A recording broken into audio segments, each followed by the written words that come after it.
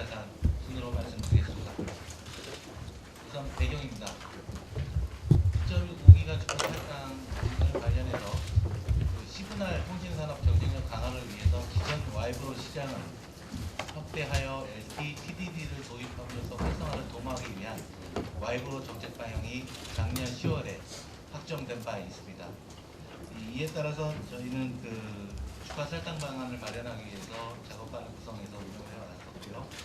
그리고 통신정책국에서는 LTE, TDD를 이동통신 시장으로 획정을 한 바가 있습니다. 이에 따라서 저희는 2.5기가 주파수 분배표를 1월 13일 날 개정을 해서 와이브로 용도 외에 이동통신용으로 2.5GHz를 사용할 수 있도록 분배를 한 바 있습니다. 그리고 지난해 확정된 와이브로 정책 방향 안에는 현재 미할당된 2.5GHz 대역 주파수는 와이브로와 LTE, TDD 중 선택할 수 있도록 허용하고 신규 사업자에게 할당하는 것으로 내용이 들어 있습니다. 두 번째로 할당 대상 주파수입니다. 할당 대상 주파수는 2575에서 261호 대역의 40MHz 폭입니다. 그래서 광대역을 보유한 기존 사업자와의 시장 경쟁력 측면, 시장의 유무 및 그간 40MHz의 할당을 추진해왔던 정책 일관성 등을 고려하여 이렇게 결정을 했습니다. 그리고 주파수 이용 기간은 주파수 할당을 받은 날로부터 2019년 3월 29일까지입니다. 이는 현재 서비스 중인 2.3기가의 TDD용, 그러니까 휴대인터넷 이용 종료 기간과 동일하게 적용하여 향후 전파 관리를 효율적으로 할 수 있도록 하기 위한 목적이 있습니다. 세 번째로 주파수 용도 및 기술 방식입니다. 주파수 용도는 앞서 말씀드린 대로 휴대 인터넷, 와이브로 또는 이동통신, LTE, TDD로 정해졌고, 기술 방식으로는 휴대 인터넷의 경우 ITU가 채택한 IMT 2000 중 OFDM, TDD-WMAN 방식, 그 다음에 IMT 어드밴스드 방식, 그리고 와이어리스 맨 어드밴스드 기술을 채택하도록 하고 있고요. 이동통신 LTE, TDD의 경우에는 ITU가 채택한 IMT 2000 중 CDMA, TDD, LTE Religion 8, 9 방식과 IMT Advanced, TD-LTE Advanced, Religion 10 이후 기술을 다 채택하도록 하고 있습니다. 그래서 신청 법인은 하나의 주파수 용도와 기술 방식을 선택해야 합니다. 네 번째로 할당 방법, 시기, 대가 사항입니다. 할당 방법은 전파법 11조 대가에 의한 주파수 할당에 따라 가격 경쟁에 의한 주파수 할당, 즉 경매 방법을 적용을 합니다. 할당 시기는 미래창조과학부가 할당을 통지한 날에 할당이 되고요. 할당 대가는 경매 결과 최종 낙찰자가 제시한 낙찰가입니다. 경매 방식은 2.5기가 대역 40MHz 폭을 한 개 블록으로 경매를 하게 되며, 방식으로는 경매 과열 방지 및 합리적 경매 경쟁을 위해서 오름 입찰과 밀봉 입찰의 혼합 방식을 채택하였습니다. 1단계의 오름 입찰은 최대 20라운드까지 시행이 되고, 여기서 낙찰자가 결정되지 않을 경우 2단계 밀봉 입찰 1회에 대해서 실시하게 되는데, 1단계에서 낙찰대가 결정되지 않은 경우에 시행하게 됩니다. 그리고 할당 대상 법인의 선정은 가장 높은 입찰액을 제시한 입찰자가 할당 대상 법인이 되고, 해당 입찰 금액이 할당 대가가 되겠습니다. 그리고 할당 대상 법인이 취소가 되는 경우 차순위자를 할당 대상 법인으로 선정할 수 있고, 이때 할당 대가는 차순위자의 최종 입찰액으로 합니다. 오름 입찰과 그다음 밀봉 입찰에 좀 자세한 사항을 서술하였는데 이거는 참고해 주시기 바랍니다. 최저 경쟁 가격입니다. LTE, TDD의 경우는 이동통신 시장으로 설정이 되었기 때문에 이동통신의 수준으로 2,790억이 산출되었고, 와이브로의 경우에는 523억 원이 산출되었습니다. 이렇게 두 가지 방식이 모두 할당을 신청할 수 있는 상황인데, 만일 LTE TDD와 와이브로 신청법인 모두 경매에 참여하는 경우에는 LTE TDD 최저 경쟁가격이 2,790억 원이 적용되겠습니다. 할당 조건 및 기타 사항입니다. 망구축 관련 사항입니다. 그래서 할당 신청 법인은 할당 신청 시에 제시하는 주파수 이용 계획서를 준수하고 이행 실적을 6년 4월 말까지 매년 미래창조과학부로 제출을 하도록 하였습니다. 특히 LTE TDD 할당 신청 법인은 기지국 설치 기준에 따라 3년 이내에 15% 이상의 기지국 구축 계획을 주파수 이용 계획서에서 제시하도록 이렇게 했습니다. 이 사항은 작년에 8월에 있었던 1.8, 2.6의 할당과 동일한 케이스입니다. 제재 조치 관련 사항입니다. 부유한 할당 조건의 이행을 점검한 후 미이행 시에는 법령에 따라서 주파수 할당 취소, 이용기간 단축 등 필요한 제재 조치를 할 수 있습니다. 제재 조치로는 중간 점검을 3년 지난 후에 하게 되는데, 이 결과 미이행으로 판단되면 주파수 이용기간이 현재 5년으로 되어 있는데 6개월씩 단축할 수 있고요. 물론 할당 대가 반환은 없습니다. 그리고 이용기간이 종료한 시점에 점검을 했을 때 미이행된다고 판단이 되면 재할당을 거부하거나 일부 대역을 회수할 수 있습니다. 그리고 매년 자료 제출 의무를 미이행했을 경우는 이용기간을 3개월씩 단축할 수 있습니다. 그리고 홍간섭 보호 및 회피에 관한 의무도 규정을 하고 있는데요. 할당 신청법인은 선택하는 기술 방식을 고려하여 할당 신청 대역 내외에 홍간섭 발생 시에 시설장 간 협의해서 해결하는 것을 원칙으로 하고 있습니다. 또한 할당 신청 대역 내외의 각종 우선 외래 전파의 홍간섭에 대비한 해결 방안 또는 홍간섭을 회피할 수 있는 망구축 계획을 주파수 이용 계획서에 제시하도록 하였습니다. 그래서 할당 대역과 인접한 다른 이동통신용 FDD 주파수, 또한 인접국 1번 등 인접국으로부터의 전파 월경 등으로 인한 홍간섭 대처 방안을 이용 계획에 포함시켜야 합니다. 할당 신청자의 범위입니다. 주파수 할당 신청할 수 있는 자의 범위는 전기통신사업법에 의한 기간통신사업자 및 전기통신사업법제 6조에 의한 기간통신사업 허가를 신청한 자입니다. 특히 이동통신용 또는 휴대용 인터넷용 주파수를 보유하고 있는 자 및 그와 특수관계에 있는 자, 그리고 주파수 할당의 결격 사유에 해당하는 자는 제외토록 하여서 신규 사업자만이 경매에 참여할 수 있도록 하였습니다. 그리고 할당 신청 기간은 공고 후 1개월로 하였습니다. 예, 뒤에 저희가 준비하고 있는 주파수 할당 공고안을 첨부로 붙였으니 참고해 주시기 바랍니다. 이상으로 발표를 마치겠습니다. 감사합니다. 발표 감사드립니다. 다음 순서는 패널 토론입니다. 패널 여러분께서는 단성에 마련된 자리에 착석해 주시기 바랍니다.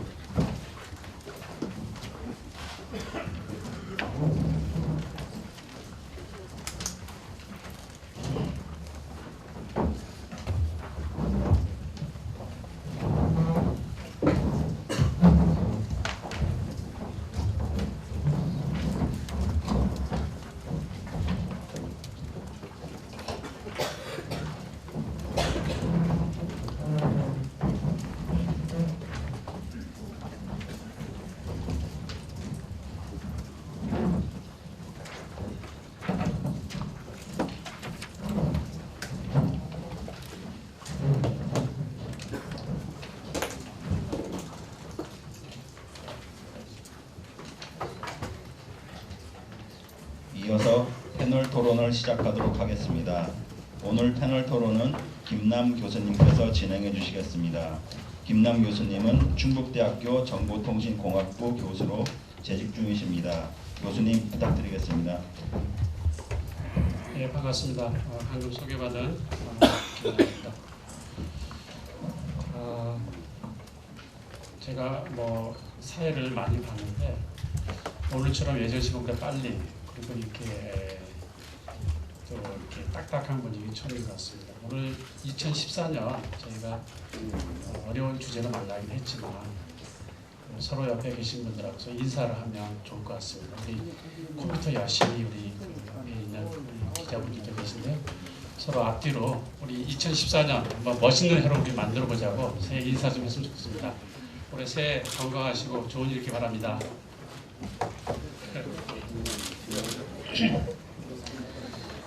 오늘 국장님께서 아마 저희 인사말을 하기로 되어 있었는데 바쁘시니까 못 오셨습니다. 그렇지만 예정대로 저희들이 지금 허원석 과장님으로부터 지금 정책 방안에 대해서 들었고요. 거기에 대해서 정책 토론을 하도록 하겠습니다. 먼저 오늘 패널에 참석하신 분들을 잠깐 소개하도록 하겠습니다. 오른쪽으로부터 먼저 하도록 하겠습니다. 우리 소비자 단체를 대표해서 우리 한국 소비자연맹의 정재현 사무총장님께서 오셨습니다. 박수로 한번 부탁드립니다. 다음은 아마 오늘 토론에 가장 관심도 많으시고 올해 사업을 준비하신 회사가 아닌가 생각합니다.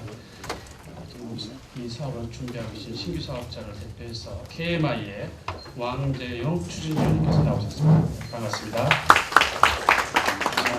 다음은 또 신규 사업자 준비하고 있는 여기 지금 현재 토론회 자료에 명단을 하는 분이 오셨습니다. 우리 IST의 형광님 님입니다. 부사장님께서 오셨습니다. 반갑습니다.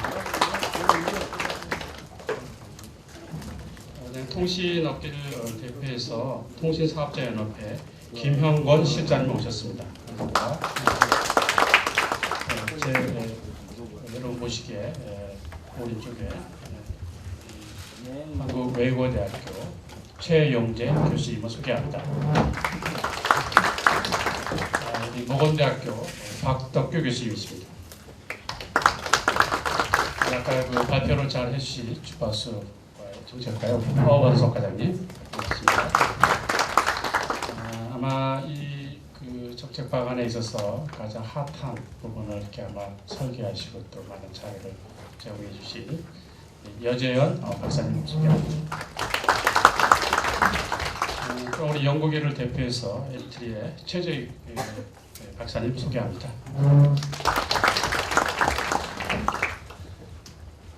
오늘 토론회의 진행은 먼저 우리 여기 참석하신 패널리스트부터 이 정부 정책안에 대한 의견을 좀 듣고요.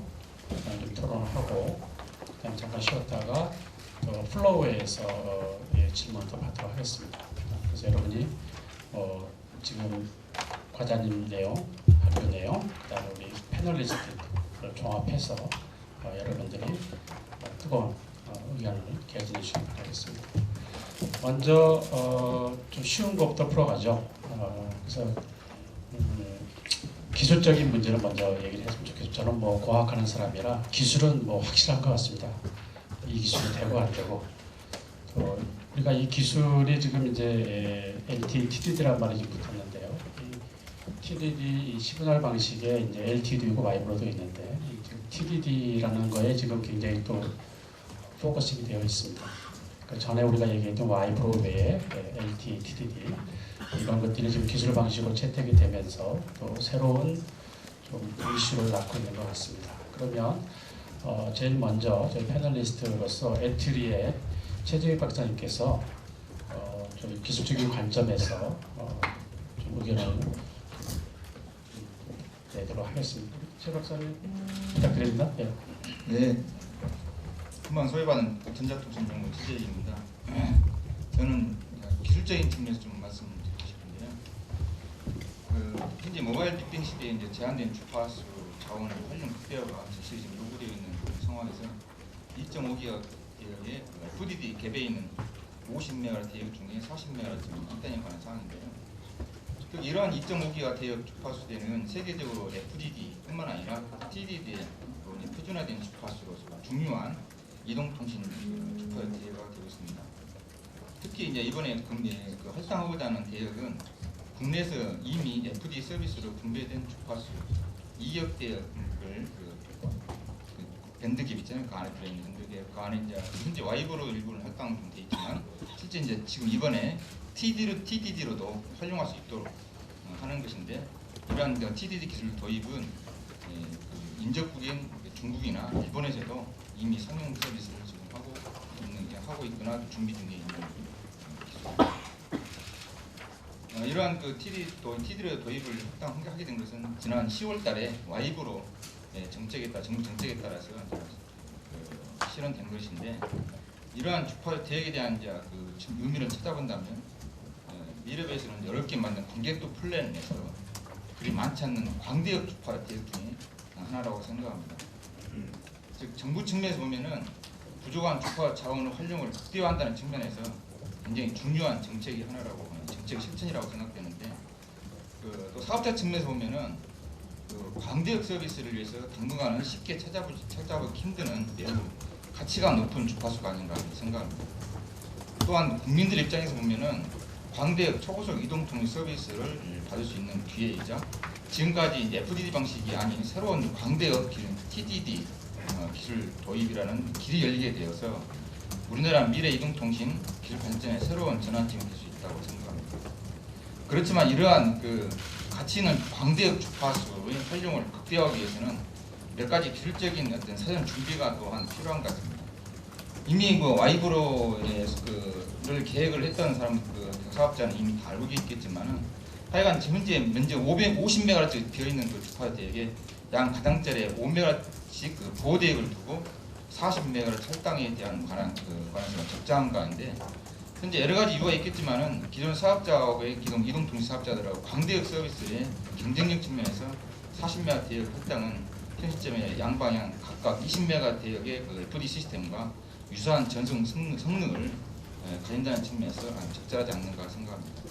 그러나 이러한 대역보를 할당할 때 국내적으로는 현재 5메가 보호 대역에 의한 인접 채널 간섭 대책이 이제 마련되어 하고, 또 하나는 인접 국가의 동일 채널 간섭에 대한 대응 방안도 같이 마련되어야 될 것으로 생각합니다.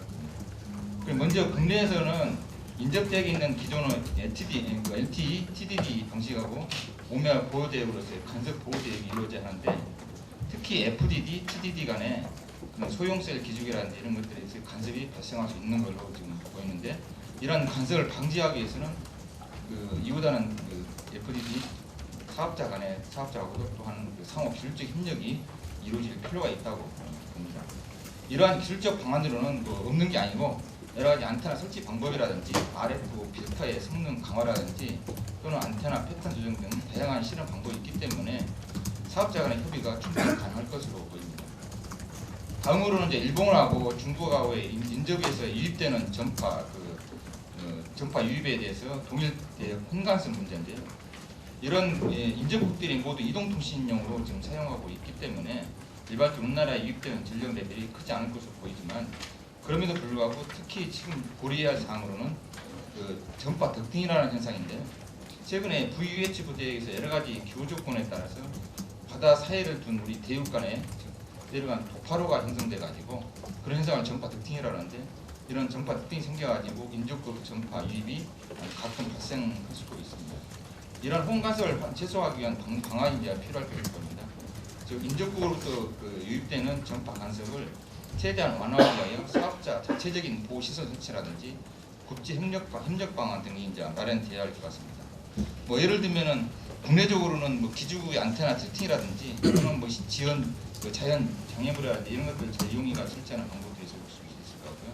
또 국제적으로는 지금 현재 인접 국가에 사용하는 방식이 TDD 방식인데, TDD 방식에 대한 시스템 동결라든지 이런 것들을 서로 협력해가지고 간섭을 혼간섭을 최소화할 수 있는 그런 방법이 제시되어야 할 것 같습니다. 결론적으로 말씀드리면은 금방 할당 2.5기가 대역의 TDD 대역 할당은 주파수 활용 극대화라든지 광대역화를 할 수 있는 매우 가치 있는 높은 주파수이긴 하지만은 이를 실천하기 위해서는 사업자들께서 활용 방법에 대한 방안을 잘 마련해가지고 앞으로 잘 마련하는 것이 앞으로 해야 할 일이 아닌가 싶습니다. 이러한 홈가습에 대한 대응 방안을 이번 합당 시에 사전에 준비하고 제시하도록 그렇게 한 것은 할당 후 주파수를 정확히 활용하게 한다는 측면에서 적당한 할당 조건이 아닌가 이렇게 생각합니다. 아무튼 이번에 할당을 통하여 미래 이동통 기술 발전을 가속할 수 있는 새로운 계기가 될 수 있게 기대하면서 이만 마치겠습니다. 감사합니다. 예, 감사합니다. 지금 TDD라는 거는 새로운 방식이 아니고 기술적으로 FDD, TDD가 아니래요. 전에 우리가 했던 와이브로도 이제 TDD죠. 그래서 우리가 이 주파수가 와이브로 되어 있었고 작년 10월에 LTE, TDD로도 사용할 수 있도록 기술 방식을 열어놓은 것이 이제 새로운 변화였고요. 어떻든 간에 이 TDD 방식은 굉장히 40메가는 광대이기 때문에 주파수 효율 면에서는 굉장히 바람직하고 그러나 두 가지를 얘기하셨네요. 하나는 그 옆에 있는 FDD 방식에 지금 5메가씩 좌우로 위아래로 이제 가드밴드가 있는데 거기에 대한 혼란성 문제에 대해서 좀 더 고민해 봐야 되겠다라는 얘기를 했고요. 또 하나는 이제 2.6기가 여기가 이제 우리나라 인접하나 특히 일본이나 중국에서 쓰고 있는데 그랬을 때 이제 전파 월경 문제 특히 한일 간에 있는 대륙에 보면 대륙중에 아까 전파 도킹 얘기를 했는데 형성이 돼가지고 좀 쉽게 타고 넘어오는 경우가 생깁니다. 그래서 그런 것들에 대한 것을 미리 좀 준비를 해야 된다는 것에서 기술적으로 크게 문제 없고 주파수 효율 면에서는 굉장히 바람직하다 이런 걸로 이해할 수 있겠습니다. 그 외에 기술적인 것들은 이제 또 아까 협업을 통해서 또 국가 간의 어떤 회의를 통해서 조정이 될 수 있을 것이라고 이제 예측을 하신 것 같습니다. 기술적인 문제를 좀 봤다 그러면 이번에는 조금 아무래도 이제 활당과 관계돼서는 활당 대가라든지 이런 뭐 경제적인 이슈가 좀 큰 것 같습니다. 그래서 먼저 이쪽에 우리도 학문적으로 또 이쪽 많이 연구해 주신 외국대학교 최영주 교수님한테 먼저 들어보고 그 다음에 또 사업자들 의견을 좀 들어보도록 하겠습니다. 최영주 교수님께서 말씀해 주시겠습니다. 예. 외국대학교 최용재입니다. 뭐 경제적인 측면에서 뭐 코멘트를 해달라는 말씀을 들었는데요. 일단 뭐 발표하신 내용에 대해서 말씀을 드리기 전에 일단 전체적으로 이 와이브로라고 하는 게 정부에서 적극적으로 추진해서 된 것임에도 불구하고 뭐 시장의 변화라든지 기술의 변화라든지 이런 환경을 반영해서 와이브로와 함께 LTE, TDD를 이제 같이 허용하기로 한 것은 뭐 좋은 정책 방향이라고 생각을 합니다. 그리고 이 전파 관련한 정책에서 많이 논의되던 게 이제 기술 중립적인 건데요. 이번에 이제 LTE, TDD를 같이 허용한 것은 이 기술 중립적으로 전파 정책을 운용하는 데 있어서 뭐 한 단계 진보한 것이 아니겠느냐라는 평가를 좀 내려봅니다. 다만 뭐 오늘 그 논의하는 내용과는 관련이 없습니다만은 이제 4이통 통신 사업자가 시장에 진입하는 경우에는 안 그래도 지금 수익성이 떨어져서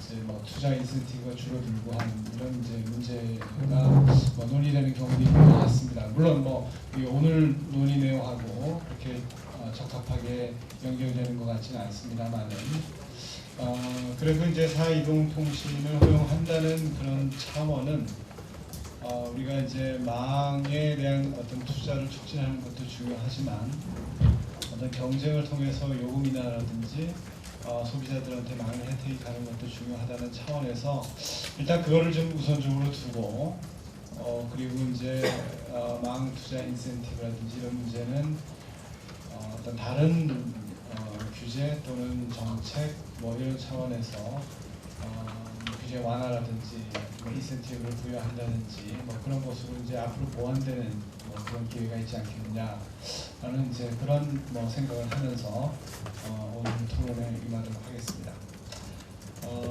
제가 뭐 몇 가지 말씀드리고 싶은 거는 이제 발표 내용 중에 뭐 관한 것들인데요. 뭐 이게 경매가 뭐 얼마나 이게 치열하게 진행이 됐는지 잘 모르겠습니다. 그렇지만 또 이 발표하신 내용의 경제적인 측면들이 다 경매에 관련된 것들이 많기 때문에 이게 뭐 실제적으로 얼마나 경매가 될지는 모르지만 그래도 하여튼 이 발표 내용에 대해서 몇 가지 언급을 하고자 합니다. 첫 번째는 이제 이 11페이지로 슬라이드 11로 되어 있는데요. 제일 그 아래줄에 보시면은 이제 할당 대상 법인이 취소가 되는 경우 차순위자를 할당 대상 법인으로 선정할 수 있으며 이렇게 되어 있더라고요. 그러면 이제 차가를 쓴 사람을 이제 낙찰자로 선정할 수도 있다라고 하는 건데 그러면 이게 안 할 수도 있다라는 뜻으로 제가 받아들여지는데 그럼 어떤 경우에는 차가를 이제 첫 번째 높은 쓴 사람이 탈락을 했을 때 어떤 경우에 차가를 낙찰자로 선정하고 또 어떤 경우에는 낙찰자로 선정을 안 하는지 뭐 그 기준이 있는지 한번 여쭤보고 싶고 이거는 사전에 경매를 실시하기 전에 사전에 정해두는 게 더 바람직하겠다라는 생각을 한번 좀 해봤습니다. 그 다음에 13페이지에 보시면요. 1단계 경매에서 입찰을 포기하지 않은 입찰자는 2단계 경매에 반드시 참여해야 한다. 뭐 이렇게 되어 있습니다. 그리고 또 제일 마지막 찍 해놓은 거에 보시면 입찰자가 2단계 경매에서 입찰액을 제시하지 않았거나 최소 입찰액보다 낮은 경쟁 입찰액을 제시하는 등 정해진 입찰서 작성 규칙을 지키지 않은 경우 2단계 경매에 최소 입찰액을 입찰한 것으로 간주한다고 되어 있어요. 그러니까 마지막 라운드에서 위너가 되지 못한 어떤 기업은 밀봉 입찰 단계로 가서 자기가 원하지 않는데도 불구하고 그 전 단계에 썼던 것보다 더 높은 금액을 의무적으로 써야 된다는 이런 얘기가 되는데 왜 이 밀봉 입찰 단계 이전 1단계에서 그냥 1단계까지만 하고 거기서 나는 경매에 이제 더 이상 참여하지 않겠다라고 하는 어떤 결정을 내릴 수 없게 만들었는지 그게 조금 뭐 이상하다는 생각이 들고 뭐 그렇습니다. 또 마이너한 거긴 하지만 동점자를 대상으로서 2단계 밀봉 입찰 경매를 실시한다고 했는데 2단계에서 또 동점이 될 수도 있을 것 같아요. 뭐 그럴 때는 어떻게 해야 될지 그런 것들도 뭐 실제로 일어날 가능성이 많지는 않더라도 미리 사전에 생각을 해둘 필요가 있지 않을까라는 생각을 해봤습니다. 그 다음에 14페이지에 보시면 최저 경쟁 가격이 나오는데요. LTD 사업자의 경우에는 2,795억 원, 그 다음에 Y브로의 경우에는 523억 원 이렇게 되어 있습니다. 그래서 두 사업자가 다 있는 경우에는 2,795억 원으로 가고요.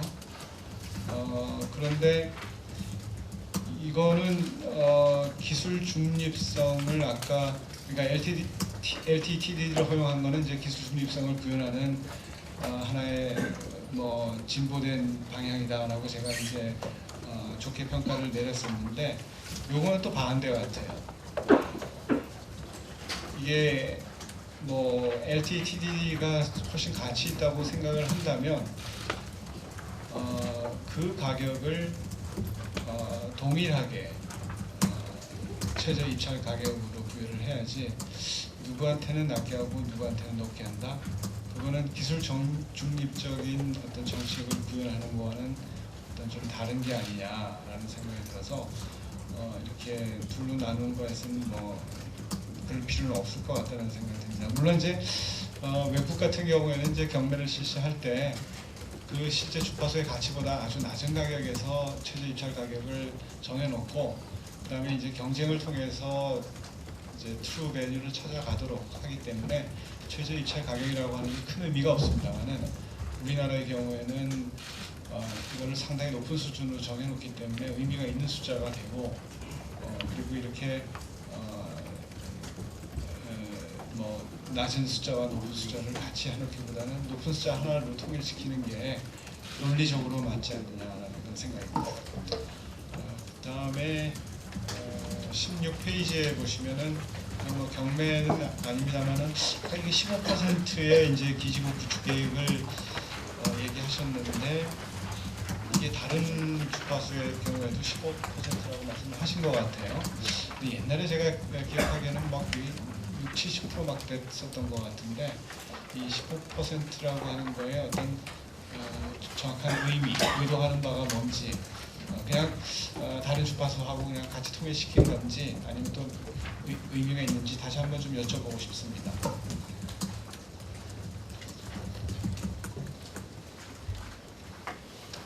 그 다음에 제일 마지막 페이지 19페이지인데요. 주파수 할당 시청자의 범위를 보면은 전개통신사업법 제6조에 의한 기간통신사업 허가를 신청한 자 이렇게 돼 있더라고요. 앞에 뭐 기간통신사업자도 포함되어 있고요. 근데 만약에 이 허가 과정이 끝나지 않고서 경매를 다 했는데 그 낙찰자가 허가 신청을 못 받게 되면 그러면은 다시 이제 차가 낙찰자한테 가게 되는 건지 아니면은 뭐 경매를 다시 하게 되는 건지 뭐 그 과정도 여기에 어딘가에 좀 기술이 돼 있었으면 좋겠다는 생각 좀 해봤습니다. 네. 이상 제가 드린 말씀은 이상입니다. 예, 조목조목 말씀해 주셨습니다. 아마 거기에 대한 좀 답변도 좀 필요할 것 같은데요. 그 패널리스트 순서가 가면 종합적으로 거기에 대해서 주장하시는 하는 걸로 하고요. 마지막 질문하신 기간통신 허가를 신청한 자 그랬는데 신청을 해서 허가를 받은 자만 할당을 하는 거 아닌가요? 신청한 상태에서 할당까지 않지 않겠습니까? 자기 심사를 먼저 거쳐야 되기 때문에 아마 그런 의미로 저는 이해가 되는데 그것도 조금 더 명확하게 했으면 좋겠습니다. 먼저 이번에 이제 신규 사업자로 지금 준비하고 계신 분들의 의견을 먼저 좀 듣고 그걸 또 조합해서 좀 얘기를 하는 게 좋을 것 같아서 먼저 신규 사업자한테 마이크를 드리도록 하겠습니다. 지금 준비하고 있는 두 회사 본인 그 회사 소개 좀 잠깐 하시고 지금 어떤 게 좀 준비하고 있는지도 말씀해 주시고 오늘 그 주제에 대해서도 의견을 주시면 좋겠습니다. 먼저 KMI의 왕재영 추진위원님께서 말씀해 주시겠습니다. 안녕하십니까. KMI의 왕재영입니다. 현재 그 KMI의 상태를 간략하게 설명을 드리겠습니다. 작년 11월 14일 날 기간통신 사업자로서 저희가 제안서를 제출을 했고요. 현재 보정 보완을 거의 마무리해서 이번 주 수요일 날은 보정 보완이 다 마무리가 될 계획입니다. 그렇게 되면 이것을 갖고 통신정책부에서 최종 스크린을 한 다음에 주파수 정책국과 상의가 돼서 예상하기로는 이번 주나 다음 주쯤에 주파수 할당 공고를 내고 거기에 따른 적격 심사를 내지 않을까 이런 생각을 하고 있습니다. 일정적으로는 그렇게 돼 있고 저희는 이 루틴한 일정에 따라 가지고 움직일 거고요. 이 일정에 따르면 저희 예상으로는 한 3월 중순이나 말쯤 기간통신 사업자로서 허가를 받게 된다면 그쯤 되지 않을까 이런 예상을 하고 있습니다. 거기에 따라서 3월 중순이나 말쯤 허가가 나온다면 지금 현재 RFP나 RFQ 이런 것들을 만들고 있고 여기에 따라서 3월부터는 대략 한 12개월에서 15개월 정도 예상하는 그 전국망 82개 읍면 도시부터 시작을 해서 2015년 한 7월 정도로 예상되는 전국망 서비스를 목표로 해가지고 망 설계를 하고 있습니다. 이 일정대로라면 늦어도 2015년 하반기에는 전국망을 깔 수 있다, 이런 말씀을 간략하게 설명을 드리겠습니다.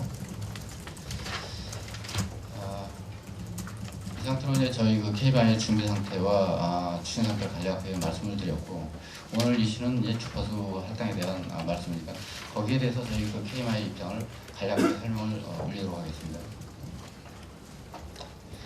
우선 저희는 그 주파수 정책국과 많은 상의도 드리고 조언도 받고 주파수 정책국의 기본적인 입장, 통신법 이런 데 입각해서 주파수 정책국의 어떤 그 기본적인 통신법이나 이런 것들에 입각해서 이에 따른 그 부합을 하고자 노력을 열심히 하고 있습니다. 다만 이제 아까 허과장님께서도 발표를 하셨지만 이 발표된 2,790억이라는 어떤 그 입찰가에 대한 가이드라인이 저희로도 무척 좀 부담스럽다 하는 말씀을 우선 전제하고 싶습니다. 이것이 역시 신생사업자가 갖고 있는 그 고충이기 때문에 이런 고충을 근거로 해서 간단하게 한 몇 가지, 한 세 가지 정도로 해가지고 설명드리도록 하겠습니다. 그런 면에서 본다면 첫 번째로는 신기술 도입에 따른 배려를 통해서 시장 장려하고 고용 창출을 유도했으면 하는 바람인데, 예를 들면 와이브로가 이제 그런 데 출발을 했으니 와이브로의 어떤 정책적인 배려를 좀 해서 저희가 비록 LTTD로 시장 진입을 했습니다만 정책 방향은 그렇게 좀 진행을 해서 신규 사업자의 어떤 그 배려를 좀 해주셨으면 하는 생각이 듭니다. 특히 이제 지금 현 정부가 통신비 인하를 통한 국민 복지가 이제 키워드이니 조금 어렵겠습니다만 전형적인 스탠스를 좀 취해가지고 저희 신규 사업자한테도 이런 배려를 좀 해주셨으면 하는 생각이 들고, 특별한 그 배려가 아니더라도 적정한 주파수 가격을 좀 유지해서 장비나 네트워크 이런 단말 이런 데 더욱 충실한 투자를 유도를 해가지고 망과 통합품들을 높여서 통신료 인하에 좀 도움이 되도록 좀 유도를 좀 해주셨으면 좋겠다 하는 바람이 있습니다. 둘째로는 그 시장의 경쟁은 충분히 저희도 잘 이해하고 있습니다. 다만 신생 사업자로서 탄생을 유도하려면 신규 후발 사업자로서의 어떤 시장 상황과 그 고충은 상당히 많다고 예상이 되는데, 그런 걸 좀 고려를 좀 해주셔가지고 주파수 이용 가격에 대한 어떤 적정성을 좀 보장을 해주시고, 또 가능하시다면 이런 배려를 좀 해주셨으면 하는 생각이 듭니다. 셋째로는 그 생태계 복원과 장비 등의 어떤 수출을 목표로 한다면 이 시장 활성화, 적정 통신료 등 이런 것들을 유도를 해서 신성장 동력을 좀 구축을 하고, 따라서 이 신성장 동력을 목표로 한다면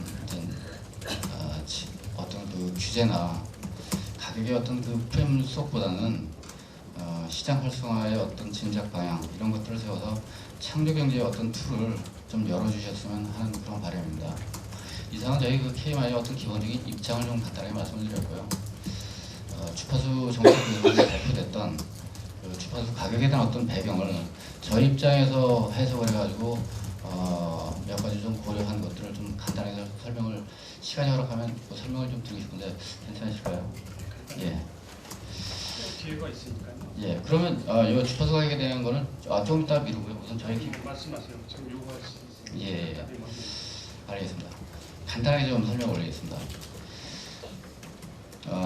첫 번째로는 이 근본 주파수의 최저 가격인 2,790억이 작년 8월 경매된 그 2.6기가 대역 40매가 4,788억을 기초로 해서 단순 사용기간을 산정한 것으로 현재는 이해가 됩니다만, 전파법 시행령 14조 1항 주파수 할당률이 현실적으로 반영이 되는지 하는 그 의문이 듭니다. 이에 따른 근거와 의견은 저희가 시간이 부족할 것 같아서 별도로 저희가 저희 의견서를 이거 끝나고 제출을 할 계획입니다.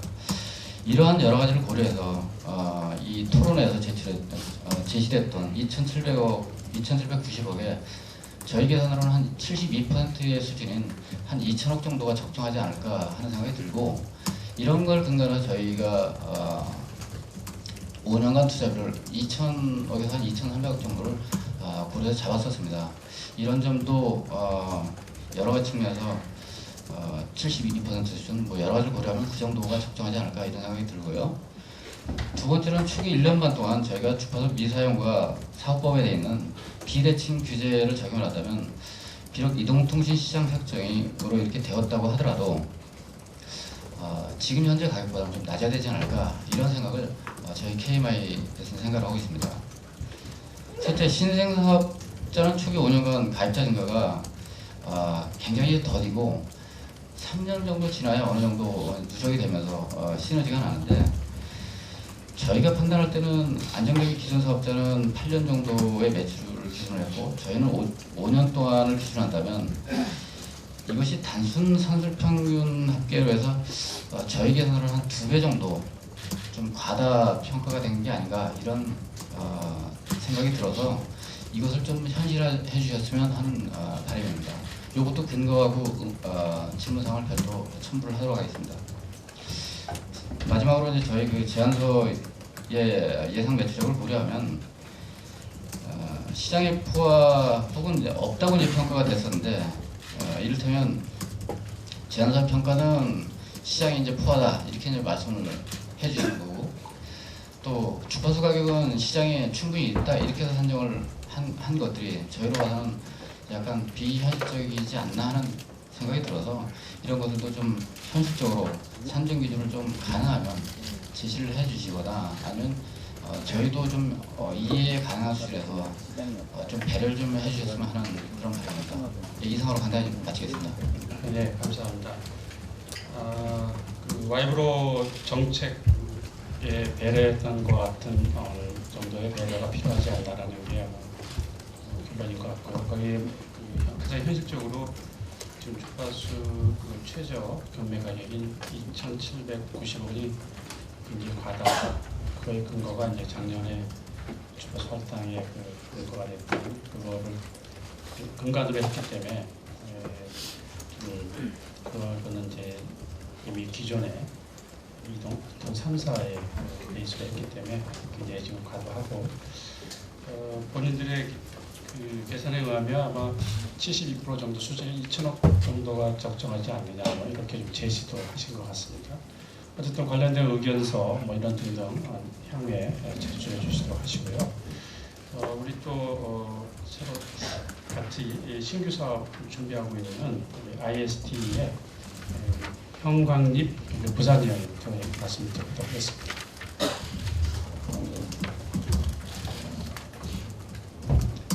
네, 안녕하십니까. 저는 IST의 부사장으로 있는 현광립이라고 합니다. 일단 저희가 어떻게 진행해 왔는지 지금 진행 상태에 대해서 먼저 설명을 드리도록 하고요. 그런 다음에 지금 주파수 관련돼서 오늘 목적에 맞는 저희 의견을 설명드린 다음에 진행하겠습니다. 저희 IST는 잘 아시겠습니다만 지금 세 번째 준비를 하고 있고요. 양스택 장관님 리더로 지금 라이브로 브로드캐스트 자금 2016M 기술로 하는 방향을 잡고 있습니다. 양스택 장관님 기술에 대해서는 말씀드릴 필요 없을 것 같아요. 그래서 지금 장관님 말씀이나 저희 내부에서는 와이브로 어드밴스보다 더 경제적으로 전용 네트워크를 구축할 수 있는 방법을 찾지 없다라고 생각하고 와이브로 어드밴스 방식으로 추진을 하고 있는 중입니다. 지금 계획으로는 저희가 준비 마무리된 대로 2월 중에 제언서를 제출하고 들어갈 수 있을 거라고 생각하고 준비하겠습니다.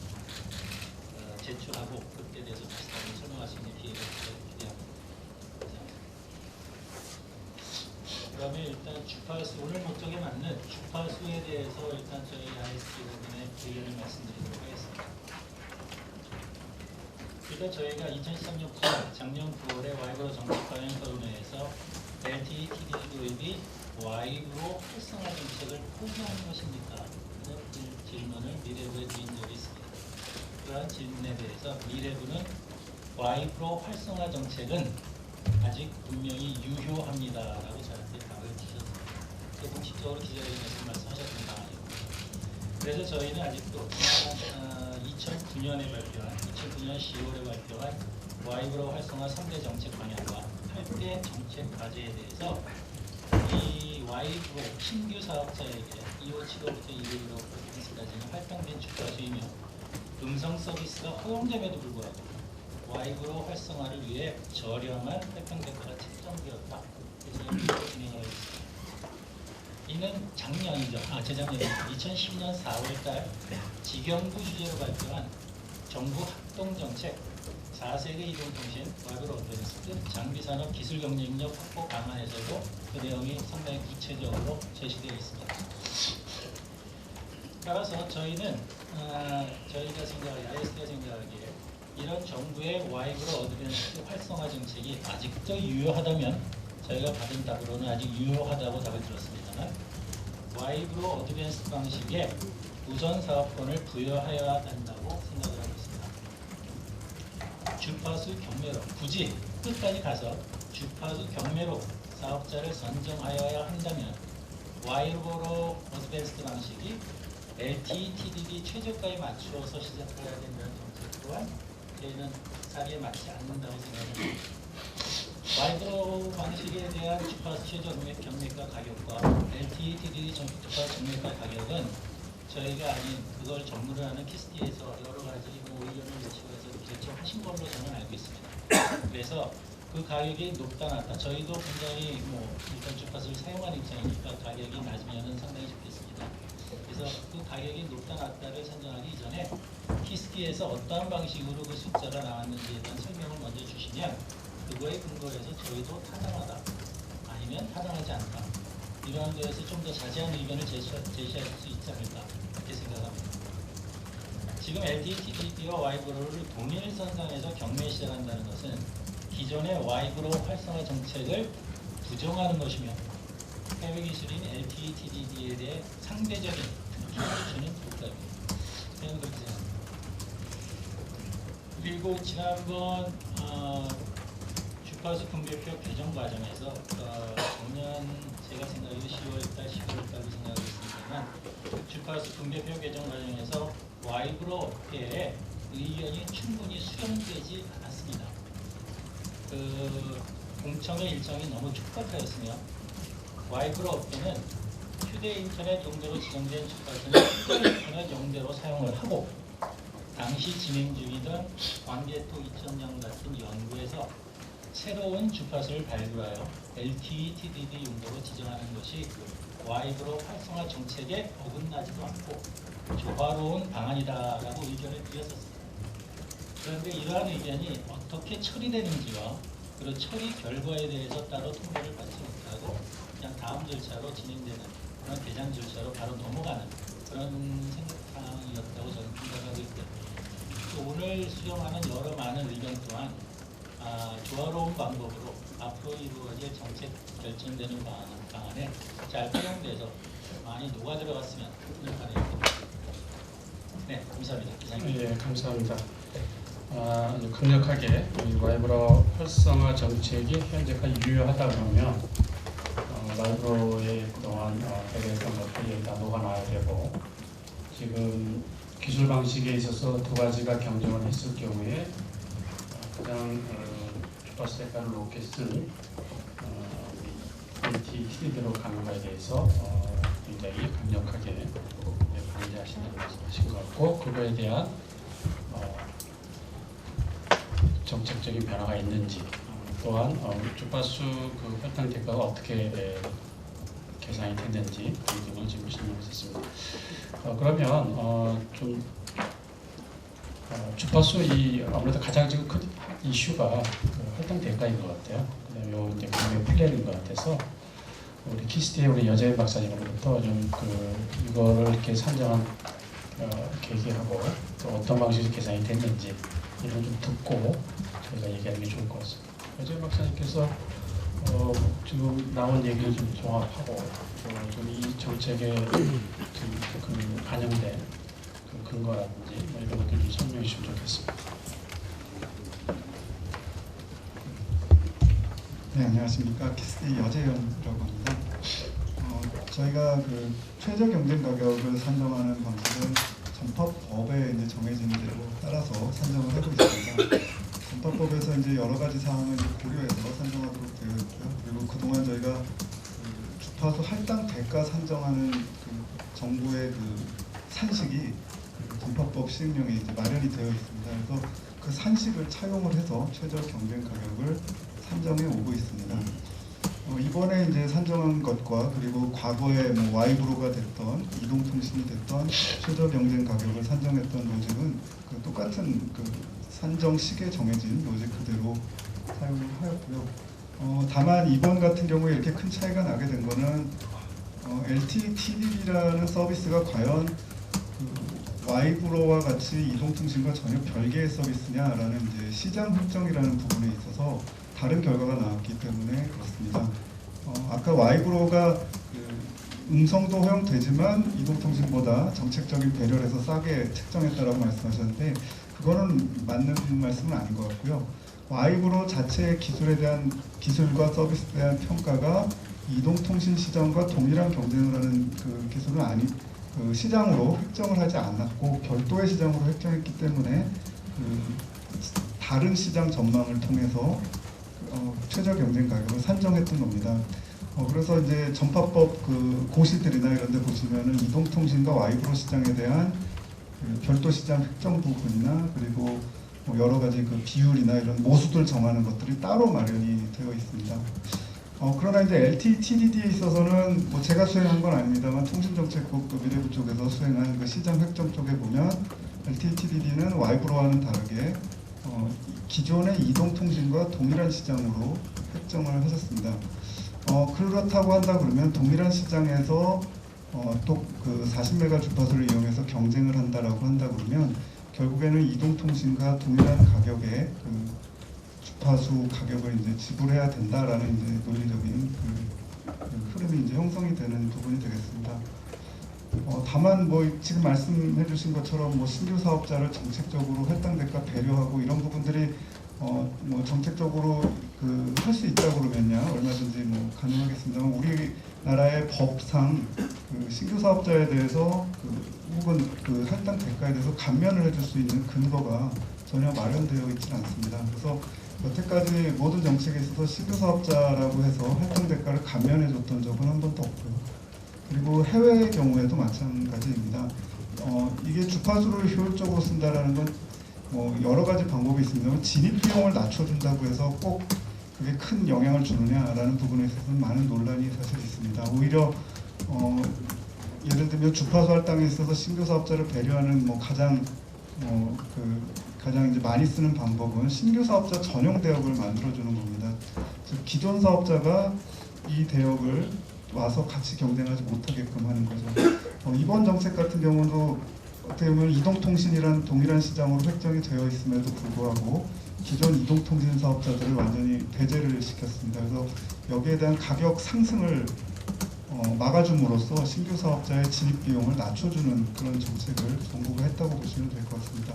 대부분의 국가에서도 이제 그런 정책을 하고 있고요. 그리고 뭐 자세한 그런 그 상식을 여기서 설명드리기 좀 어렵지만 하여튼 예상 그 시장을 획정을 하고요. 그 시장 획정된 그 시장 예상 매출액에서 그 법에 정해진 룰에 따라서 주파수 할당률을 고려하여 그 주파수가 발생시키는 예상 매출액을 추정을 합니다. 그리고 그 예상 매출액을 추정한 거에 3% 정도 수준을 좀 더 디테일하게 설명드리면 뭐 실제 매출액, 예상 매출액 이렇게 있습니다만 그냥 개략적으로 말씀드리면 3% 정도의 수준을 부과를 최저 경쟁 가격을 부과를 하고 있습니다. 그게 이제 기본적인 로직이고요. 이제 아마 의견서를 제출해 주신다고 하셨으니까 그거에 따라서 아마 정부하고 또 그 이야기를 나누실 수 있는 기회가 있을 거라고 생각하고요. 어떻게 질문하신 걸 다 답을 할까요? 아니면 예, 다 하십시오. 하실 수 있는데. 그러면 먼저 그 최저 경쟁 가격에 대해서 그 부분에 있어서 이제 최용재 교수님이 말씀하신 것 중에 그 14페이지에서 그 높은 가격을 단순히 적용하면 되지 왜 그거를 Y그룹으로 나누냐, 그건 사실 기술 중립성에 위배되는 것 아니냐라는 이제 지적을 해주셨는데요. 엄밀히 얘기하면 맞는 말씀입니다. 그러니까 기술 중립성, 용도 기술 중립성을 도입하게 되면 누가 들어올지 모르는 상황이기 때문에 그 주파수를 가장 잘 쓸 수 있는 사람이 가져가게끔 하면 되는 것이거든요. 그렇게 해서 가장 높은 가치를 주는 쪽에다가 이제 할 수는 있는데요. 저희가 이제 이번에 만든 정책 같은 경우에는 완전한 기술 용도 중립성은 아닙니다. 약간 제한적인 기술 용도 중립성입니다. 그러다 보니까 이제 기술의 선택권까지, 용도와 기술의 선택권까지는 2013년 10월 그 정책 방향에 의해서 이제 부여가 됐지만, 사업자가 중간에 그 기술 방식을 자기가 원하는 대로 변경하는 그런 변경 권한까지는 주어지지 않은 그런 약간 제한적인 기술 용도 중립성입니다. 그러다 그렇고 또 저희가 이제 처음 적용을 하다 보니까 실제로 시장에서 수요가 있을 것이냐 없을 것이냐에 대한 좀 판단이 조금 어려웠습니다. 그래서 만약에 이 논리의 흐름은 뭐냐면, 만약에 저희가 주파수 할당 신청을 받아봤더니 전부 다 LTE TDD는 안 하고 Y브로만 하겠다 라고 하는 경우에까지도 최저 경쟁 가격을 LTE TDD로 올려받는 건 너무 가혹한 것이 아닌가라는 거죠. 그래서 어차피 그동안 Y브로로도 좀 추진하신 분들이 더 많았었고, 그래서 Y브로로 신청하신 분들로만 경매를 하게 된다면 그때는 Y브로의 최저 경쟁 가격을, 즉 기술 용도 중립성이긴 하지만 시장의 수요가 다른 기술에 대한 수요가 없다라고 판단하고 적용한다는 것이고, 그게 아니라 이 시장에서 한 경쟁자라도 LTE TDD를 하겠다라고 들어온다 그러면 이거는 기술 용도 중립성의 원칙에 따라서 높은 가격을 제시할 수 있는 그런 사업자의 최저 경쟁 가격을 잡겠다라는 말씀입니다. 그래서 좀 저희가 처음 시도해보고 하기 때문에 좀 약간 단계적으로 좀 절차를 마련했다는 말씀을 드리고요. 그 다음에 주파수 KMI에서 이제 질문하신 거, 주파수 할당률 적용되었는지 의문이라고 말씀하셨는데, 예, 적용이 되었고요. 그리고 만약에 이제 의견서 제출해 주시면요, 저희 거하고 한번 비교 검토를 해보겠습니다. 그리고 1.5년 주파수 미사용을 고려해야 되는 것 아닌가라고 말씀하셨는데요. 이 부분은 사실 허가 계획서, 허가 사업 계획서에 1.5년 뒤에 사업을 시작한다고 해서 저희가 1.5년에 할당 대가를, 매출액을 초기에 고려를 안 하는 게 아닙니다. 그게 아니고 정부가 사업자를 배려한다는 차원에서 그동안 할당 대가를 산정할 때 초기 1년은 준비 기간으로서 매출액을 제외하고 할당 대가를 산정해 왔었습니다. 그러니까 2000년 IMT 2000 때부터 해왔던 건데요. 그렇게 산정을 해왔지 이 허가서에 사업자가 제출했다라는 걸 근거로 1.5년으로 삼고 있지는 않습니다. 만약에 그렇게 된다 그러면 모든 사업자들이 대가를 낮추기 위해서 사업 수행 계획서에 5년 뒤에 사업 개시 이렇게 할 수도 있겠죠. 그래서 저희 1년이라는 숫자는 정부가 판단할 때 이 장비나 단말 시장을 봤을 때 충분히 가능하다라고 보는 것이고요. 특히 Y브로 때도 계속 1년을 적용을 했고요. 이동통신사 1년을 적용했습니다. 근데 LTE TDD 같은 경우는 Y브로 비해서 지금 생태계가, 예를 들면 스마트폰도 더 많이 출시가 되어 있는 상태고 장비도 더 많이 출시되어 있는 상태라고 감안해 본다면 1년 정도면 적절하다라고 아마 정부에서 판단을 하시고 똑같이 1년을 적용하신 걸로 알고 있습니다. 그리고 질문 세 번째가 이제 시장이 포화되어 있다라는 얘기하고 가격은 시장이 있다고 판단한 근거다라는 건데요. 결국에는 저희가 이동통신 시장이 포화됐다라는 상당히 슬로프가 낮은 성장률을 감안한 시장을 가지고 저희가 전망을 한 겁니다. 그러니까 이동통신 시장이 폭발적으로 성장하는 걸 감안해서 저희가 대가를 매기고 있는 것은 아니고요. 이동통신 시장은 상당히 지금 108% 작년에 넘었습니다만은 전문가나 이제 소비자 설문을 통해서 이 최대치까지의 추정을 활용해가지고 사용을 하고 있습니다.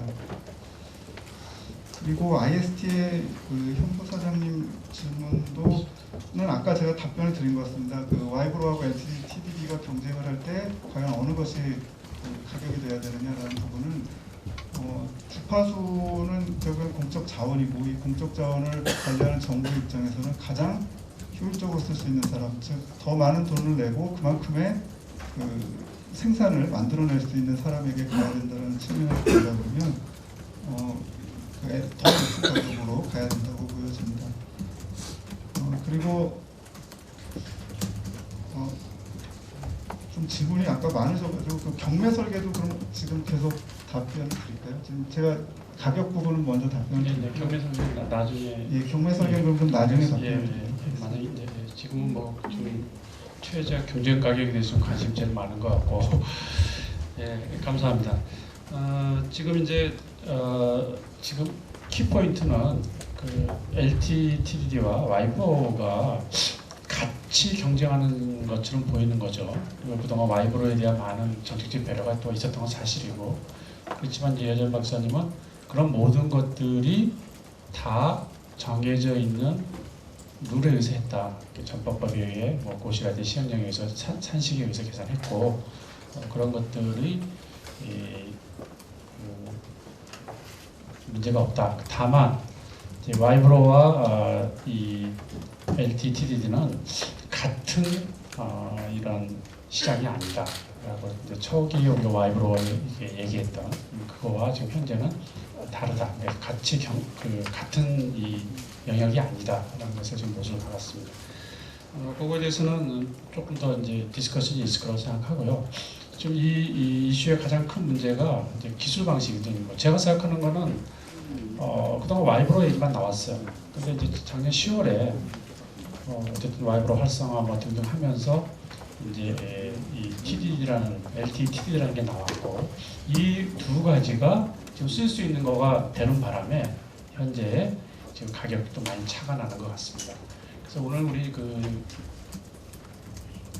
토론에는 이 공청회는 2.5기가 대역의 이 주파수 활동을 TDD 방식으로 하는데, 그거에 LT TDD든 와이브로든 이제 어느 것이 좋겠느냐, 아니 그거에 따른 주파수 할당과 방식에 대해서, 그다음에 경매 방식에 대한 것입니다. 그래서 그쪽이 좀 포커싱을 하고, 좀 중요한 거는 이제 기술 방식에 대한 얘기. 제가 봤을 때 공학적으로 봤을 때 TD 방식이라는 건 같습니다. 근데 지금 이제 그걸 사용하고 그걸 응용하는 데 있어서 또 여러 가지 좀 차이가 있고, 그거에 따라서 지금 정책의 방향이 다른 것 같습니다. 박덕규 교수님께서 그걸 포함해서 말씀해 주시기 바랍니다. 앞에서 다 얘기하시고 답변까지 막 하셔갖고 제가 얘기할 내용들을 많이 또 얘기를 하신 것 같습니다. 우선 몇 가지만 우선 전체적인 내용하고요. 두 가지만 답변이 있긴 했었지만 말씀드리고자 합니다. 우선 앞에서도 말씀드렸지만 작년 10월에 새롭게 확정된 와이브로 정책에 따라서 미래창조과학부는 2.5기가 대역의 신규 사업자가 와이브로 방식뿐만 아니라 LTTD 방식도 사용할 수 있도록 오늘 이와 같이 주파수 할당 계획안을 지금 토론을 갖게 되었습니다. 근데 이제 저는 이제 주파수 측면에서 봤을 때 이 두 개의 통신 방식이 모두 TDD 방식을 사용하고 있어서 주파수 효율적인 사용과 국제적인 이동통신 시장의 변화에 능동적으로 대처할 수 있다는 측면에서 우선은 매우 바람직하다고 생각할 수 있겠습니다. 작년에 93개국의 230여 개의 사업자가 LTE 서비스를 전망하였고, 그 다음에 LTE TDD, 지금 오늘 얘기하는 이 서비스는 작년 9월 말까지 17개국의 21개 사업자, 그다음 작년 말까지 현재 예상으로는 29개의 사업자가 전국에서 도입을 진행하고 있는 상황입니다. 그러나 우리나라의 경우에는 LTE TDD에 대한 문호만 개방되어 있었지 사실 종합적인 발전 계획은 아직 미비한 상태라고 할 수가 있겠습니다. 따라서 이번에 2.5기가 대역에 대한 주파수 할당 계획은 매우 중요하며 글로벌 시장의 흐름에 대처할 수 있는 좋은 기회라고 말씀드릴 수 있겠습니다. 또한 와이브로의 경우에도 세계 최초로 국내에서 개발하여 상용화한 통신 방식으로 우리나라에서 많은 지적 재산권들을 갖고 있기 때문에 이런 주파수 할당을 통해서 새로운 사업자를 선정함으로써 새로운 도약의 기회를 창출할 수 있을 것으로 기대되고 있습니다. 따라서 두 개의 통신 방식이 TDD 방식을 사용하고 있다는 것을 고려할 때 주파수 효율적인 측면을 고려하여 주파수 할당을 계획한 것은 매우 중요하다고 우선 말씀드릴 수 있겠습니다. 자, 그럼 몇 가지 이거 이외에 주파수 측면의 내용 말고 또 다른 측면에서 한두 가지 말씀드리면, 우선 아까 그 경매 대금에 대한 내용입니다. 첫 번째 물론 이제 우리 여재현 박사님께서 여러 가지 말씀을 해주셨는데 새로운 이동통신 사업자의 진입 장벽을 낮출 수 있는 주파수 경매 대금에 대한 좀 배려가 좀 필요하지 않을까 이런 생각을 합니다.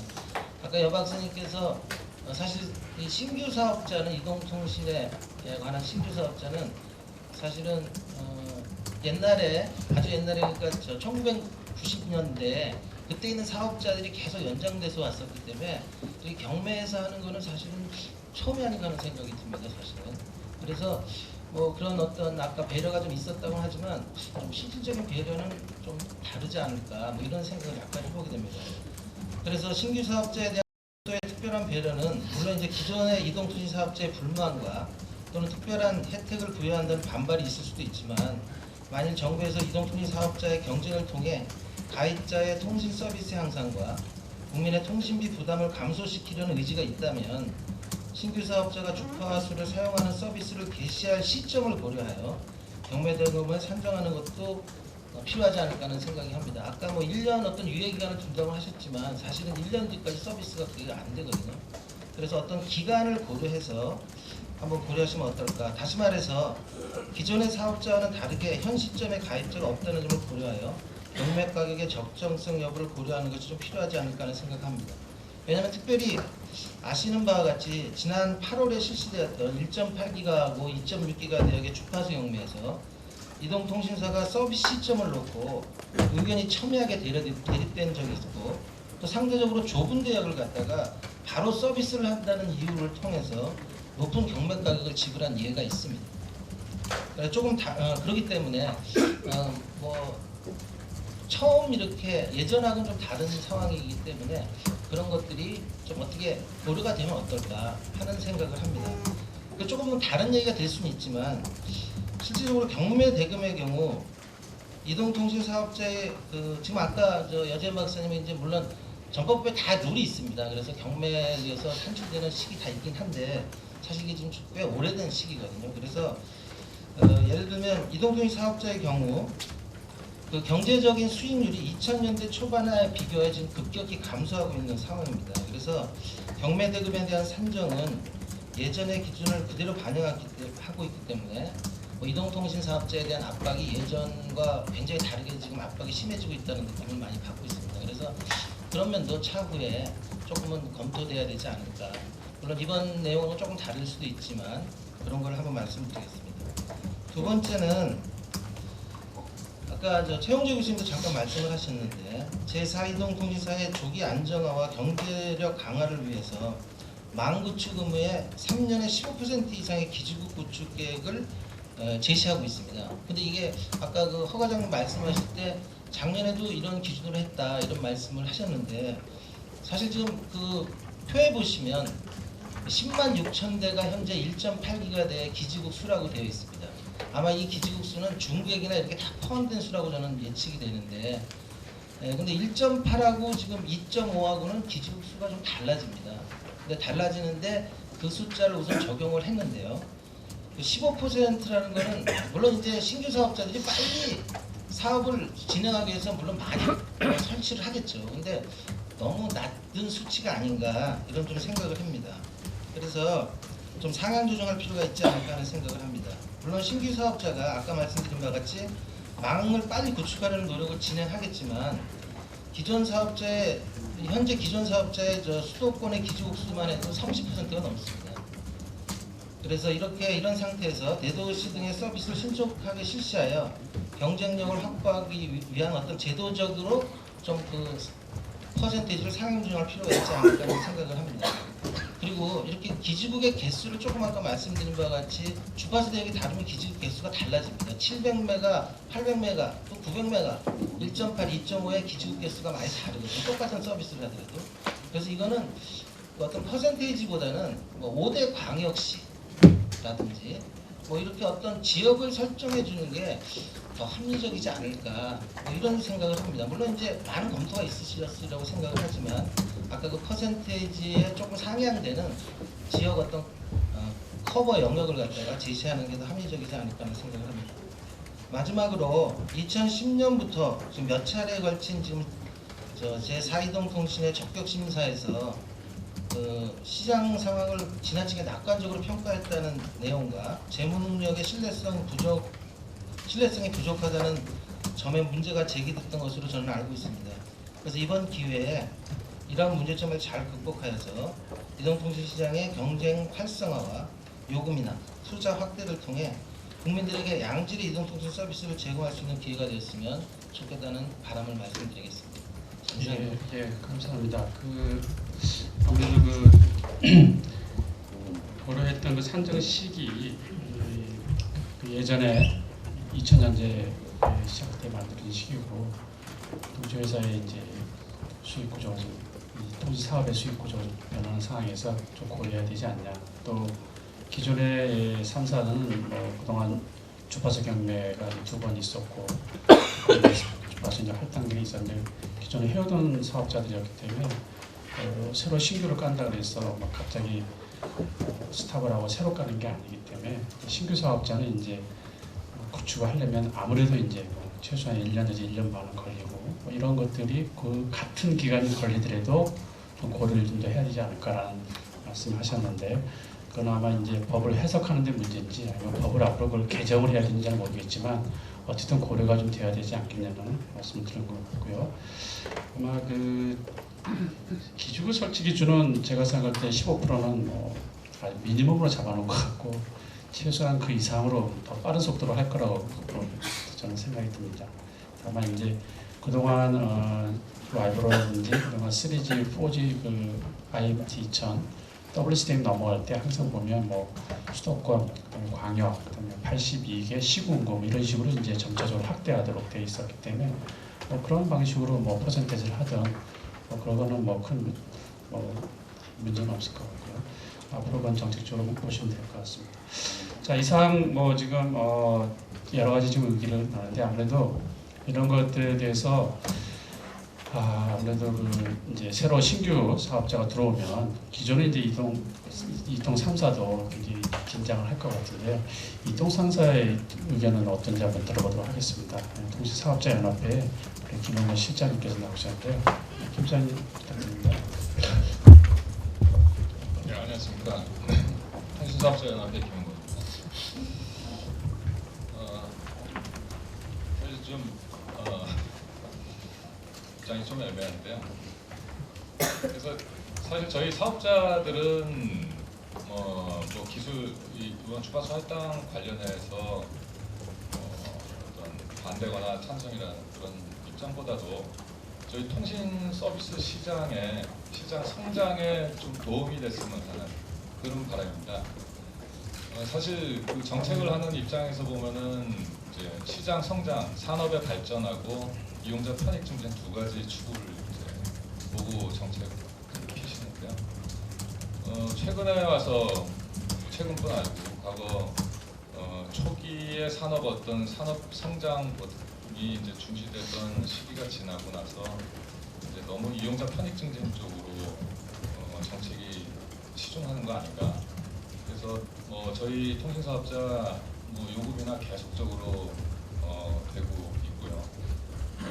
이번 그 주파수 할당 부분이 제사 이통 사업자의 출연으로 이어지겠지만 안 될 수도 있겠지만 일단 된다고 봤을 때 한 사업자가 더 추가돼서 저희 사업자 바람은 시장도 성장하고 그리고 이용자 편익도 요금이나를 달성해서 이용자 편익 증진도 하는 두 가지 좀 정책이 같이 달성될 수 있는 형태로 진행되었으면 하는 게 기본적인 바람이고요.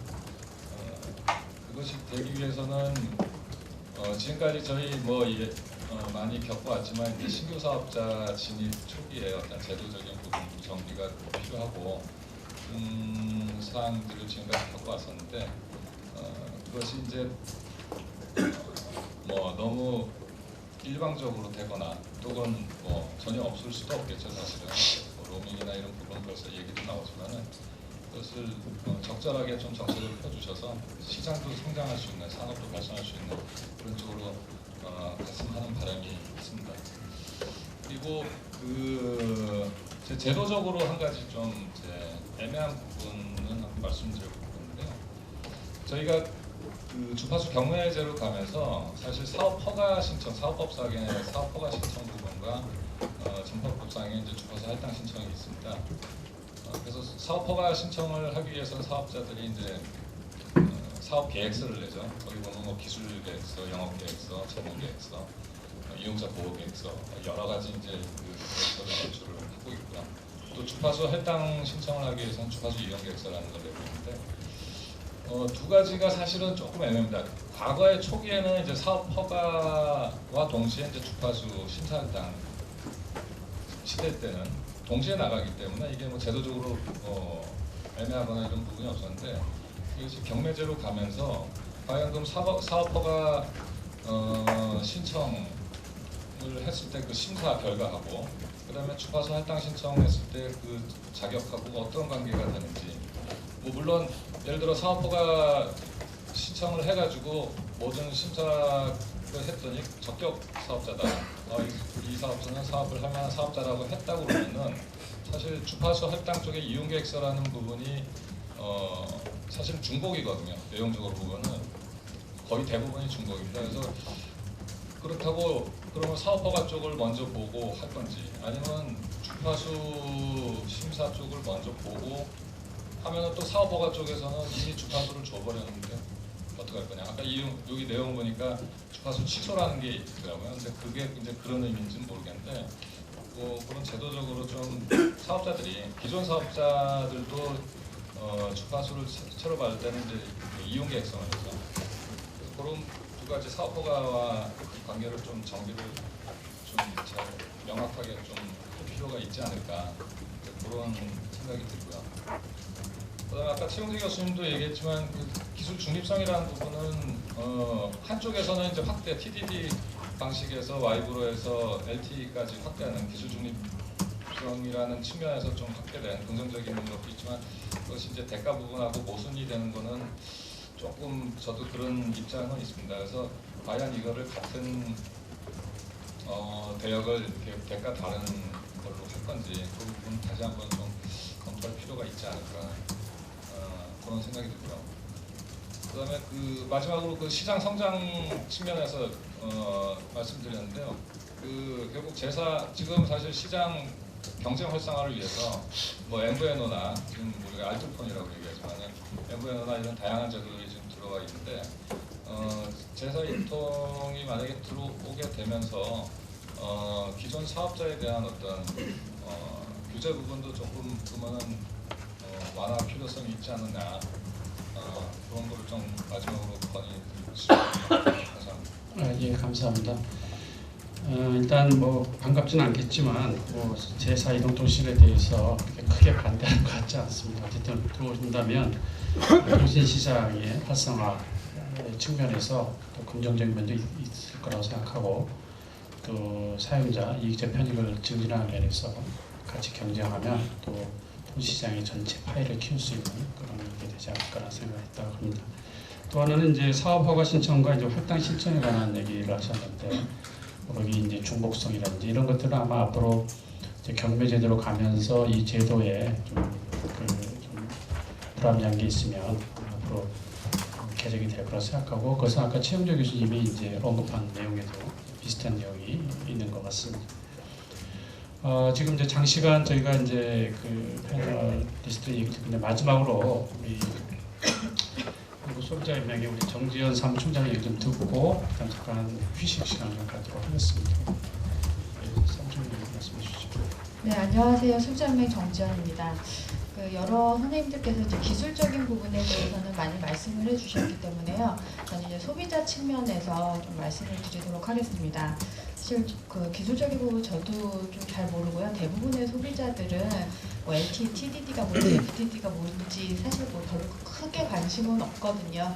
그럼 뭐 요금이라든지 통신 서비스라든지 통화 품질이라든지 그런 부분들에 직접적으로 이제 관심들이 있는 부분들이어가지고 이제 주파수 할당 문제도 사실 이제 큰 틀에서 통신 서비스의 어떤 그런 틀에서 좀 바라봐야 된다고 생각을 하고요.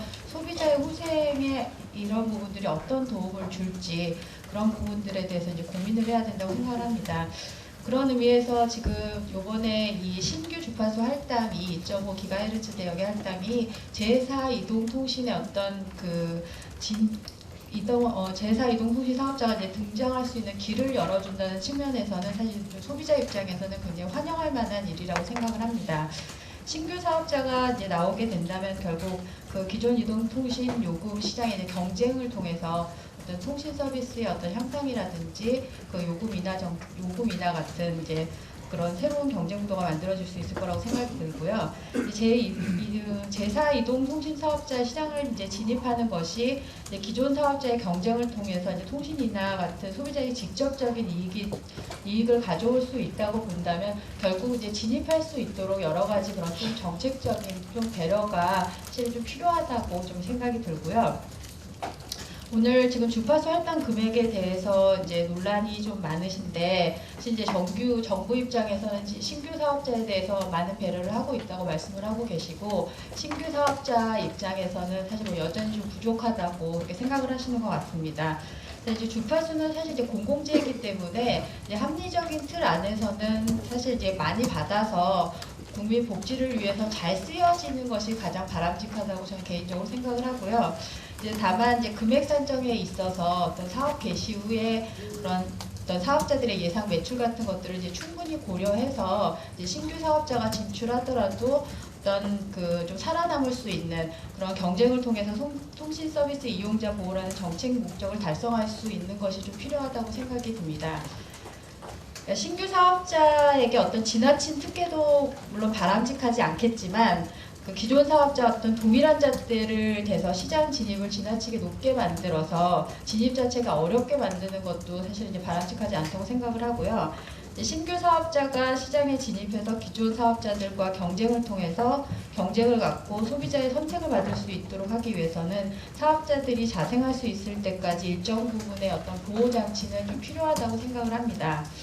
이제 어려운 부분이기는 한데 다만 이제 이런 사업자들이 얼마만큼 좀 책임을 다할 수 있고 어떤 그 사후적인 그런 문제에 있어서 그 문제를 일으키지 않을 만큼 또 엄격한 재무 건전성이나 그런 부분들을 갖춰야 된다고 생각을 하고요.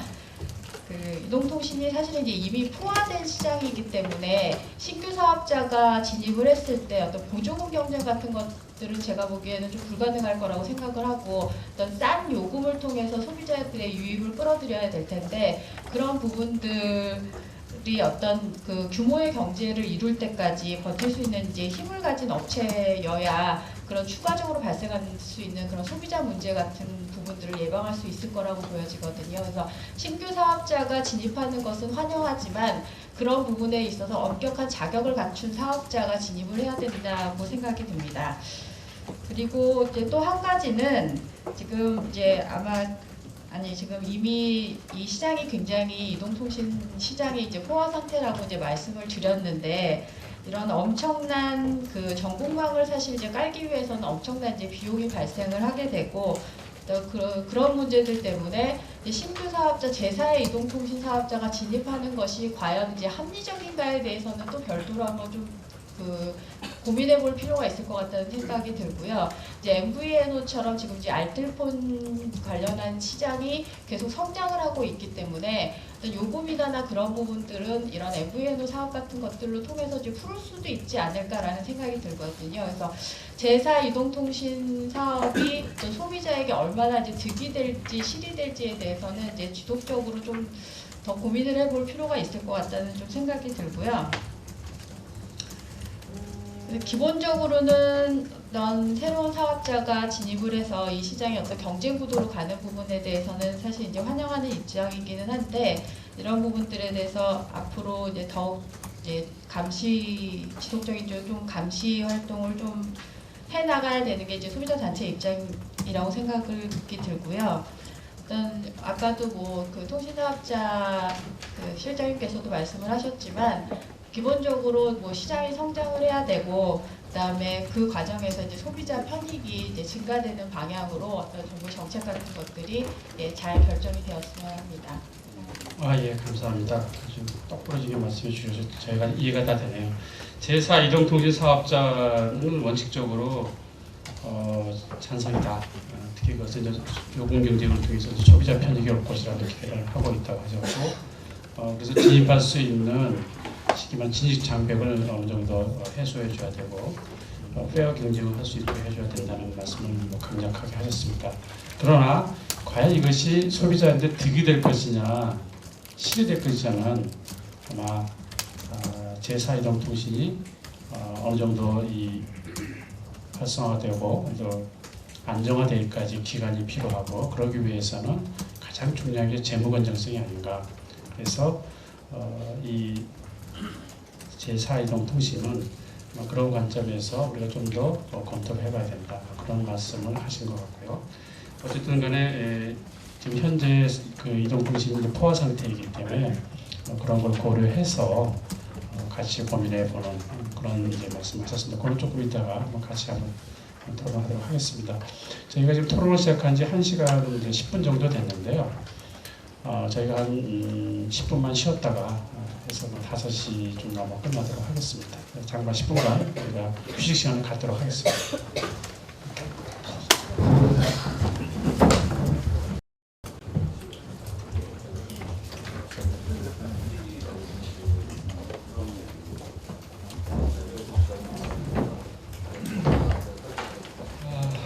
잘 쉬셨나요? 이제 시작하도록 하겠습니다. 우리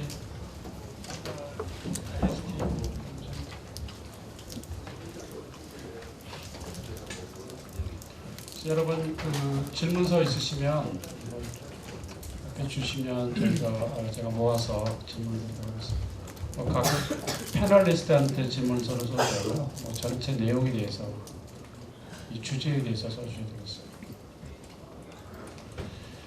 자, 앞에서 패널리스트들이 한 얘기 중에 또 오늘 그 발표해 주신 그 정책 내용 중에서 아까 잠깐 뒤로 미룬 게 경매 방식입니다. 사실 이제 이 경쟁이 있는 곳에서는 이제 경매를 하도록 지금 법에 되어 있기 때문에 수요 준비하고 있는 회사들이 만약에 자격 심사를 통과한다 그러면 경매를 갈 가능성도 있어서 경매 방식도 굉장히 중요할 것 같습니다.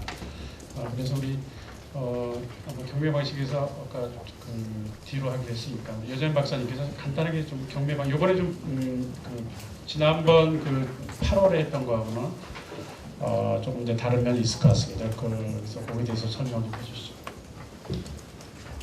예, 사실 뭐 크게 다른 건 없고요. 아까 몇 가지 이제 질문을 제기를 해주셔서 그 부분만 좀 설명을 드리겠습니다. 먼저 그 통신사업자연합회하고 최영기 교수님이 질문하신 게 허가하고 경매가 어떻게 순서가 되느냐라고 말씀을 하셨는데요. 그 뒤에 저희가 그 자료집 뒤에 보시면은 할당 공고 안에 그 세부 내용들이 들어가 있습니다. 거기 보시면은 현재는 허가를 받아서 허가 받았다라는 증명서를 신규 경매 참여 전에 반드시 제출을 하도록 되어 있습니다. 즉 경매에서 위너가 됐는데 허가를 못 받아서 뭐 사업을 못하는 그런 사태는 없고요.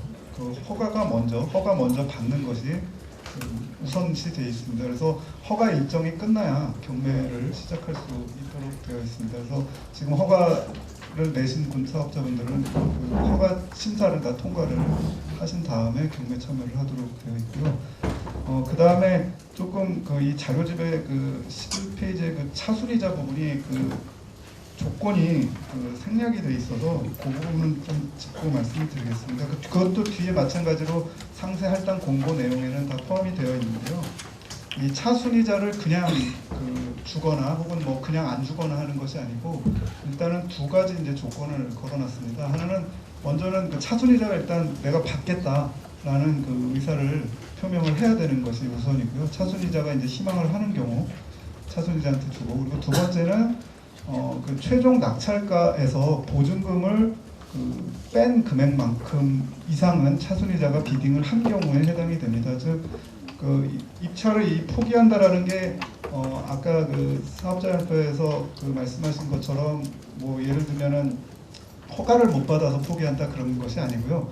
내가 경매 과정 중에서 낙찰을 다 받았는데 그리고 나서 나 이거 안 가져갈래요 라고 하고 발을 빼는 그런 상황을 의미를 합니다. 즉 경매를 어떻게 보면 방해를 하는 행위가 되는 거죠. 그렇게 되면 이제 전파법에 따라서 보증금을 돌려받지 못하게 되어 있습니다.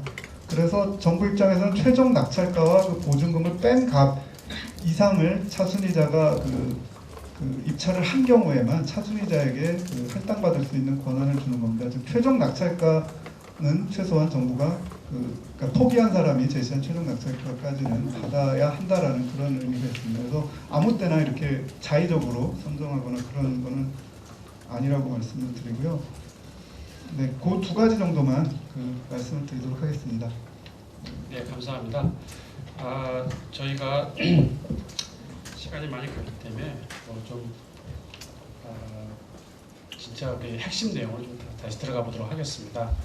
아무래도 이제 신규 사업자가 지금 토론의 주제에 대해서 가장 이제 첨예하게 좀 대립하고 있는 것 같습니다. 또 요구하는 거 어떤 거는 같고 어떤 건 좀 다른데 기술 방식이 아까 보니까 KMI는 LTE TD로 지금 미국 계획을 생각해서 냈고, 그다음에 이제 KMI는 와이브로 지금 이제 와이브로 어드밴스죠. 801-16M인데 거기에 대해서 따르니까 완전 기술 방식이 다르고, 그거에 따라서 지금 두 가지 기술 방식이 꼭 이렇게 경쟁하는 것처럼 돼 있지만 실제 안의 내용을 보면 주파수의 가장 효율적인 사용, 그리고 주파수의 대가에 대해서 가장 크게 된 사업자가 되게 돼 있고, 또 경매에 들어가더라도 그 주파수 내가 할당 대가를 가장 크게 내는 사업자들이 가게 돼 있습니다. 그래서 아무래도 할 얘기가 많으실 것 같아서 이번에는 이제 반대 순서로 KMI에 대해서 이제 그동안 얘기하신 내용, 그다음에 다른 분들이 대답한 내용 다 종합해서 짧게 좀 요 공청회를 통해서 하시고 싶은 얘기를 요약해서 말씀해 주시기 바랍니다.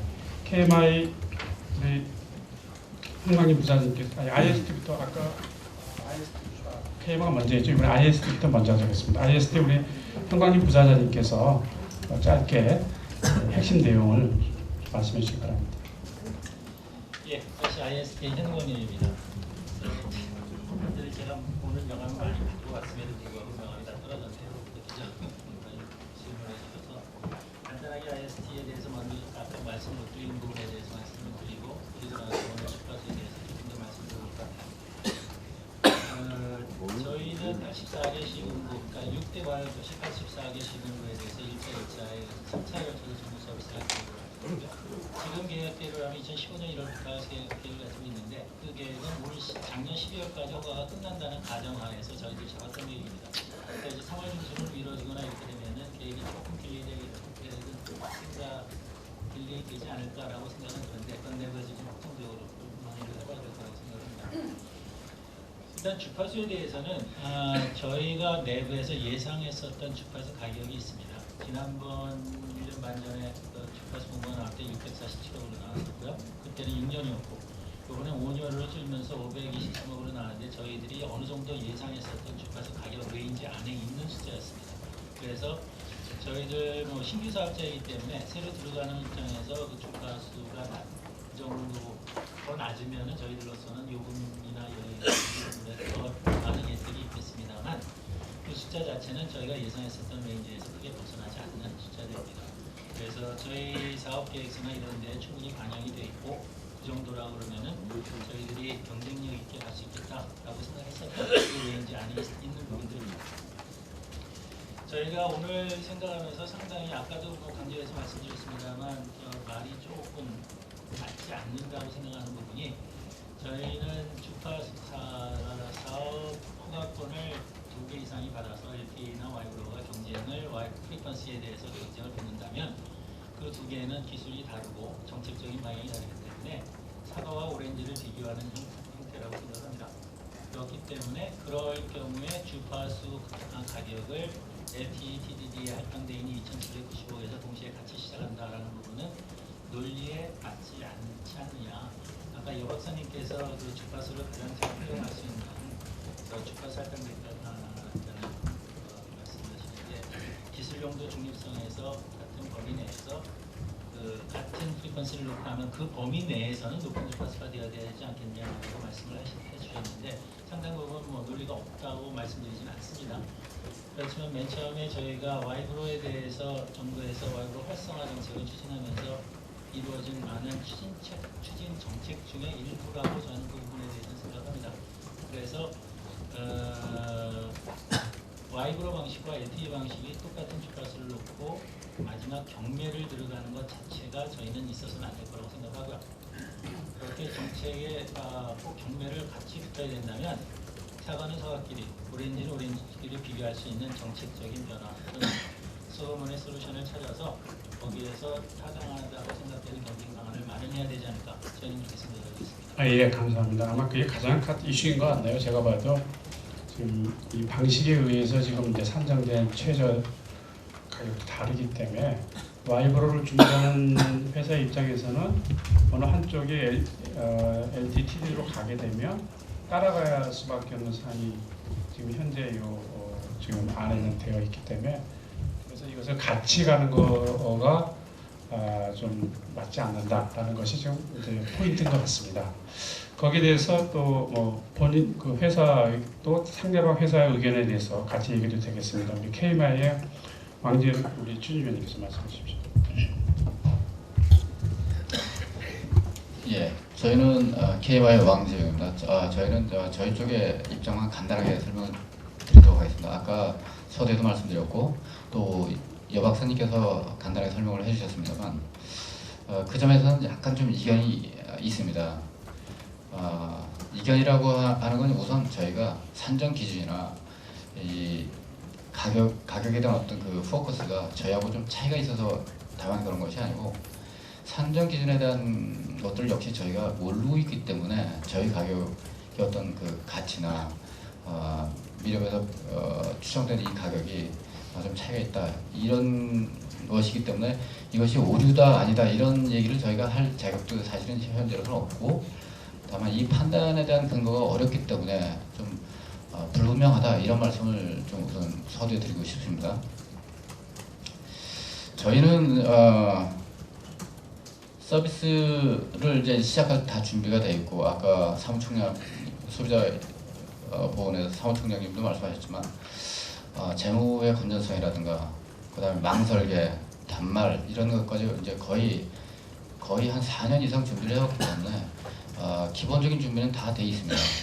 그간 저희가 아주 어려웠던 것 중에 하나가 재무 건전성 담보를 하는 것이 가장 어려웠는데 이것도 거의 마무리가 돼 있다 이런 생각은 현재 돼 있고 이번 주 안에 보안 보정 문서가 끝나면 정부에서 충족하는 수준의 그 재무 건전성을 입증이 될 거라고 생각이 듭니다.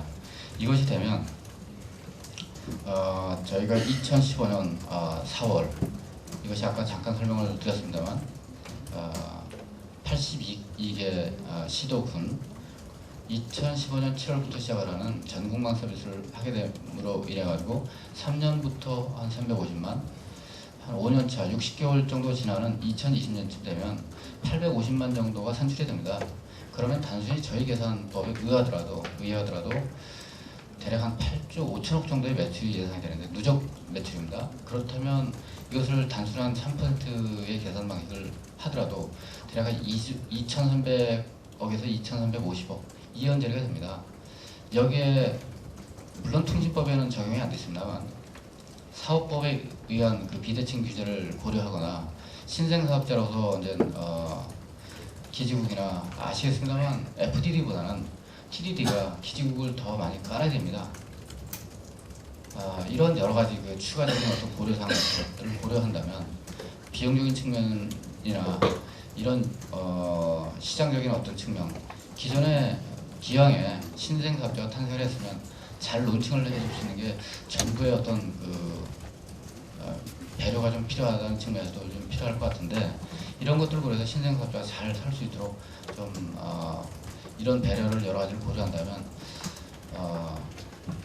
적정한 가격이 좀 됐으면 하는 그 바람입니다. 물론 통신정책국에서 여러 가지 그 2000년도에 마련됐던 이것들을 기준을 했다고 하지만 저희로서는 좀 부담스럽다 하는 얘기를 좀 드리고 싶은 거고요. 그런 측면에서의 그 배려를 좀 해주셨으면 하는 바람입니다. 그리고 이제 마지막으로 아까도 잠깐 언급이 됐습니다만 이것이 경쟁 유도를 의미를 하게 되는데 사실 저희 입장으로 봐서는 심사 할당이 맞지 않냐 하는 생각을 갖고 있습니다. 왜냐하면 아직 이 적격 심사 여부도 통과가 되지 않았고 와이브 아까 우리 현 부사장님 말씀하셨듯이 오렌지 사과 이렇게 말씀하셨는데 굳이 그런 걸 따지지 않는다고 하더라도 LTT의 경쟁이 지금 저희가 제안서만 제출되어 있는 상태라고 하더라도 한 개 회사밖에 없습니다. 그러면 과연 어떤 누구하고 경쟁을 해서 이 가치를 따져야 되는지 이 바텀라인만 정해놨다는 것도 저희로는 참 버거운데 미니멈 2,790억에 경쟁을 하지 않는 이 구도에서 경쟁을 한다는 것들도 어떤 의미인지 저희로서는 참 어려운 얘기가 돼서 이것들이 좀 심사 할당의 어떤 방식으로 전환을 좀 할 수 있는 여건은 좀 안 되는지 하는 요청도 좀 드립니다. 예, 이 정도로 마무리하겠습니다. 예. 제가 다시 변론하지 않겠습니다. 자, 그러면 이제 좀 마무리를 이제 해야 될 것 같은데 우리 패널리스트 중에서 오신 분 중에 뭐 추가로 하실 말씀 있으실까요? 네, 우리 여재현 변호사님. 제가 사실 손을 든 건 아니었는데 이게 좀 필요할 것 같아서요. 일단 좀 말씀하시는 내용 중에 약간 팩트가 아닌 부분들이 조금 있어서 좀 정정을 해드리면 먼저 이 할당 대가를 저희가 이 최저 경쟁 가격을 저희가 그냥 지난번 경매에 2.6기가 최저 경쟁 가격을 단순 산술 평균에서 계산한 것이 아닙니다. 물론 나중에 그 산식을 보시면 아시겠지만 이동통신 시장의 전체 예상 매출액을 저희가 추정을 하고요.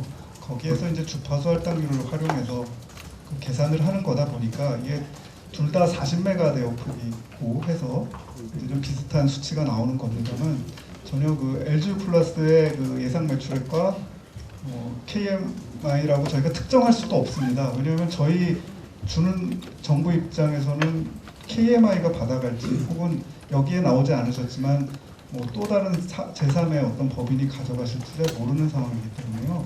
단지 법에 정해진 그 근거에 따라서 주파수 할당률만큼 예상 매출액에서 가져간다라고 본 것이지 그거를 그 LGU 플러스의 매출액을 그대로 적용했다라고 이제 표현하신 건 조금 잘못된 표현이신 것 같고요. 그리고 또 하나는 이제 그 2000년도에 산식이 만들어졌다 이렇게 이제 말씀이 계속 오고 갔는데 2000년에 만들어진 산식은 아니고요. 2005년도에 이제 그 정법법 시행령 별표 3으로 지금 들어가 있습니다. 그래서 그 산식을 기준으로 해서 그거는 근데 저희가 최저 경쟁 가격 산식이 아니라 할당 대가 정보 선정 할당 대가의 산식이기 때문에 그것을 차용을 해서 저희가 사용을 하고 있는 부분이고 여태까지의 모든 최저 경쟁 가격 즉 계속 그 할당에는 실패했습니다만 Y브로에 대해서도 계속 2.5기가 나왔던 그것도 다 최저 경쟁 가격 계산할 때 똑같은 그 룰을 적용을 해서 했다는 말씀을 드리고 제가 알고 있기로는 정부가 어떤 돈을 그 유효 경쟁 정책을 비대칭 규제를 말씀하셨지만 그 비대칭 규제도 결국엔 법에 근거해서 비대칭 규제를 해야 된다라고 알고 있습니다. 그러나 특히 이제 또 이 돈이 오고 가는 문제에 있어서는 법에 명확히 감면할 수 있는 규정이 필요한데요. 지금 저희 전파법에는 이 주파수 할당 대가를 감면해 줄 수 있는 그 규정과 근거가 전혀 마련되어 있질 않습니다. 그게 추후 마련된다 그러면은 자연스럽게 감면이 가능하겠지만 그래서 이 부분을 조금 아까 그런 내용을 좀 팩트를 좀 확인을 좀 드려야 될 것 같습니다. 그래서 산정식에 근거해서 나왔다는 말씀 드리겠습니다.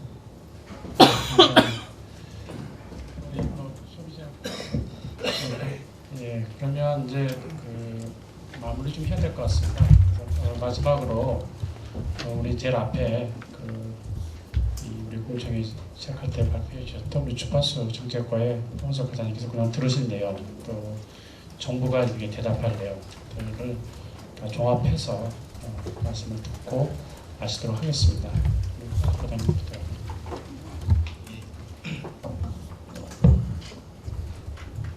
많은 의견 주셔서 감사드리고요. 어떤 부분은 저의 소관을 뛰어넘는 좀 어려운 주제가 좀 책임 있게 답변할 수 없는 점을 좀 양해를 해주십시오. 제가 이제 들어보면서 제가 말씀드릴 수 있는 부분에 대해서 간략히 좀 설명드리겠습니다. 그래서 일단은 작년 10월에 와이브로 정책 방향을 수립을 하면서 그 와이브로뿐만이 아니고 TDD까지 포함하는 시분할 방식의 통신 경쟁력을 확보하기 위한 방안을 마련하게 되었고, 그에 따라서 지금 이 할당 계획에는 TDD와 와이브로 두 가지 방식을 모두 사업자에게 선택할 수 있도록 어떻게 보면 제한되는 기술 중립성을 좀 참신하게 시도하게 되었습니다. 그러다 보니까 이제 오늘 많이 제기되었던 그 양 기술 방식의 사업자들이 경매에서 충돌을 했을 때 그 문제는 어떡하냐. 그런데 저희가 볼 때는 주파수를 가장 잘 효율적으로 이용할 수 있는 사업자가 가장 높은 가치를 지불하는 것이 당연할 거라고 생각이 되고요.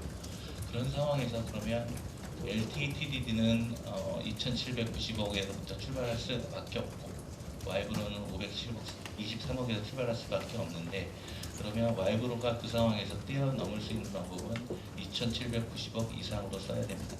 이런 상황으로 갈 때 최저 경쟁 가격은 당연하게 2,795로 가는 것이 저희는 논리적이고 합당하다고 생각이 되고요. 그리고 그 최저 경쟁 가격 산정에 있어서 과거 사례를 그냥 단순하게 산술 평균한 게 아니냐, 전혀 그렇지 않습니다. 저희가 적합법 시행령에 있는 산식에 따라서 시장 예측, 주파수 할당률 다 일일이 다 따져서 새로 계산해서 나온 식입니다. 그 점을 좀 저희는 하여튼 저희가 생각할 때는 불편부당하고 공정하게 대가를 계산했다고 생각을 하고요. 근데 아까 말씀하신 대로 의견이 있으시다면 그건 저희가 충분히 다시 한번 검토를 해보도록 하겠습니다. 그리고 15% 만구축 계획에 대해서 말씀하셨는데 김남 교수님께서 지적하셨듯이 이거는 미니멈이고요. 지켜야 될 것은 그 사업자들이 제출하는 주파수 이용 계획서상의 구축 계획입니다. 그 계획을 이행을 해야 합니다. 그래서 15%라는 것은 최소 만구축을 위한 가이드라인이지 실제로는 그보다 훨씬 높은 수준의 만구축이 이루어질 것이다. 이게 저희는 보고 있습니다. 그리고 주파수 분배 고시 개정 시에 IST에서 의견이 어떻게 검토가 됐는지 모르겠다 지적을 좀 해주셨는데 저희 다 검토를 했습니다. 검토를 했고 반대하시는 것보다는 찬성 의견이 압도적으로 경쟁을 촉진하고 요금 인하하는 측면에서 새로운 기술 방식 LTE, TDD를 도입하는 것이 바람직하다는 의견이 많아서, 또한 와이브로 활성화 정책 방향에 의해서도 그 정책 방향이 이미 수립되어 있기 때문에 LTE, TDD를 와이브로와 같이 용도를 결정하는 게 바람직하다고 해서 분배 고시를 개정하게 되었습니다.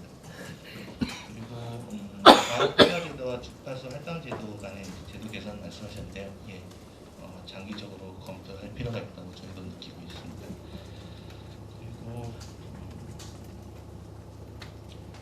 신규 사업자 배려를 위한 좀 해달라는 말씀이신데 저희도 해드리고 싶은데 대가 측면에서는 지금 해드릴 수 있는 법적 근거가 없기 때문에 참 어려운 상황입니다. 다만 저희가 그래도 신규 사업자만 경매에 참여할 수 있도록 경매 참여 자격을 제한을 했었고, 그리고 최저 경쟁 가격조차도 이용기간 5년에 불과하기 때문에 그에 따라서 대가가 많이 떨어질 점을 좀 감안해 주셨으면 좋겠습니다. 그리고 한계 회사인이 심사할당이 바람직하지 않느냐라는 말씀을 하셨는데 지금 현재 한 개 회사일지 두 개 회사일지 아무도 장담을 못합니다. 지금 자격 조건을 보시면 뭐 KMI, YSD뿐만이 아니고 이동통신이나 와이브로 사업을 하고 있지 않은 기존 사업자도 물론 들어올 수 있습니다. 그래서 복수 경쟁이 충분히 가능하기 때문에 저희는 원칙적으로 경매로 추진하는 것이 맞다고 생각합니다. 이상 이제 좀 발언된 내용에 대해서 제가 설명드릴 드렸는데요. 이외에도 뭐 다른 의견 있으면 언제라도 주시고 저희는 충분히 검토를 해서 정말로 우리나라 이동통신 산업이 발전하고 국민 편익이 증대할 수 있는 쪽으로 할당을 추진하도록 약속을 드리겠습니다. 감사합니다. 예, 이제 마무리하겠습니다. 혹시 이제 기자분들 아까 이제 그 중에 우리 KMI 우리 말씀하시는 것 중에 좀 명확하게 해야 될 게 아까 주파수 뭐 정책국 뭐 이런 얘기 하셨는데 여기는 이제 알다시피 전파 정책국 산하 이제 주파수 정책과고요. 알다시피 저도 이 분야에 한 뭐 20년 이상 위원회도 들어가고 전파 자문위원도 해보고 심의위원도 해봤는데 오늘의 그 이슈는 이제 2.5기가 대역 시그널 방식 주파수 할당 계획에 대한 겁니다.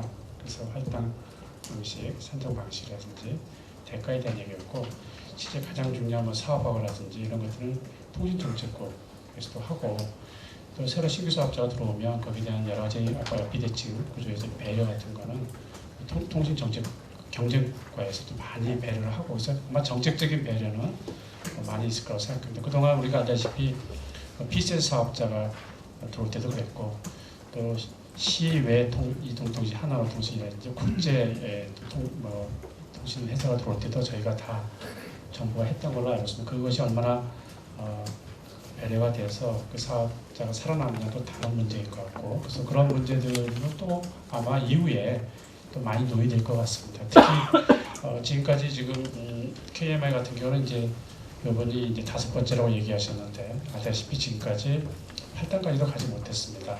적격 심사에서 다 지금 고민을 마셔서 일단 적격 심사를 잘 통과해야 될 것 같고 그렇게 해서 혹시 경쟁적 구조가 된다면 이제 경매를 갈 거고요. 그렇지 않게 되면은 뭐 거의 심사 할당에 해당하는 만큼의 최저 가격으로 가지 않을까. 뭐 거기는 큰 차이가 별로 없을 거라고 생각합니다. 다만 이제 기술 방식에 따라서 아까 말씀하신 차이가 좀 많이 나서 처음에 계획했던 대로 보다는 많이 이제 비용이 들어가는 거에 대해서는 이제 상당 부분 이제 좀 수정해야 될 사항이 아닐까 이런 생각이 들고 오늘은 주파수 할당 계획에 대한 것이기 때문에 그 내용에 대해서 추가로 또 의견이 있으시면 아마 이 공고 나가기 전에 주파수과에서 또 검토하실 수 있을 거라고 저는 생각합니다.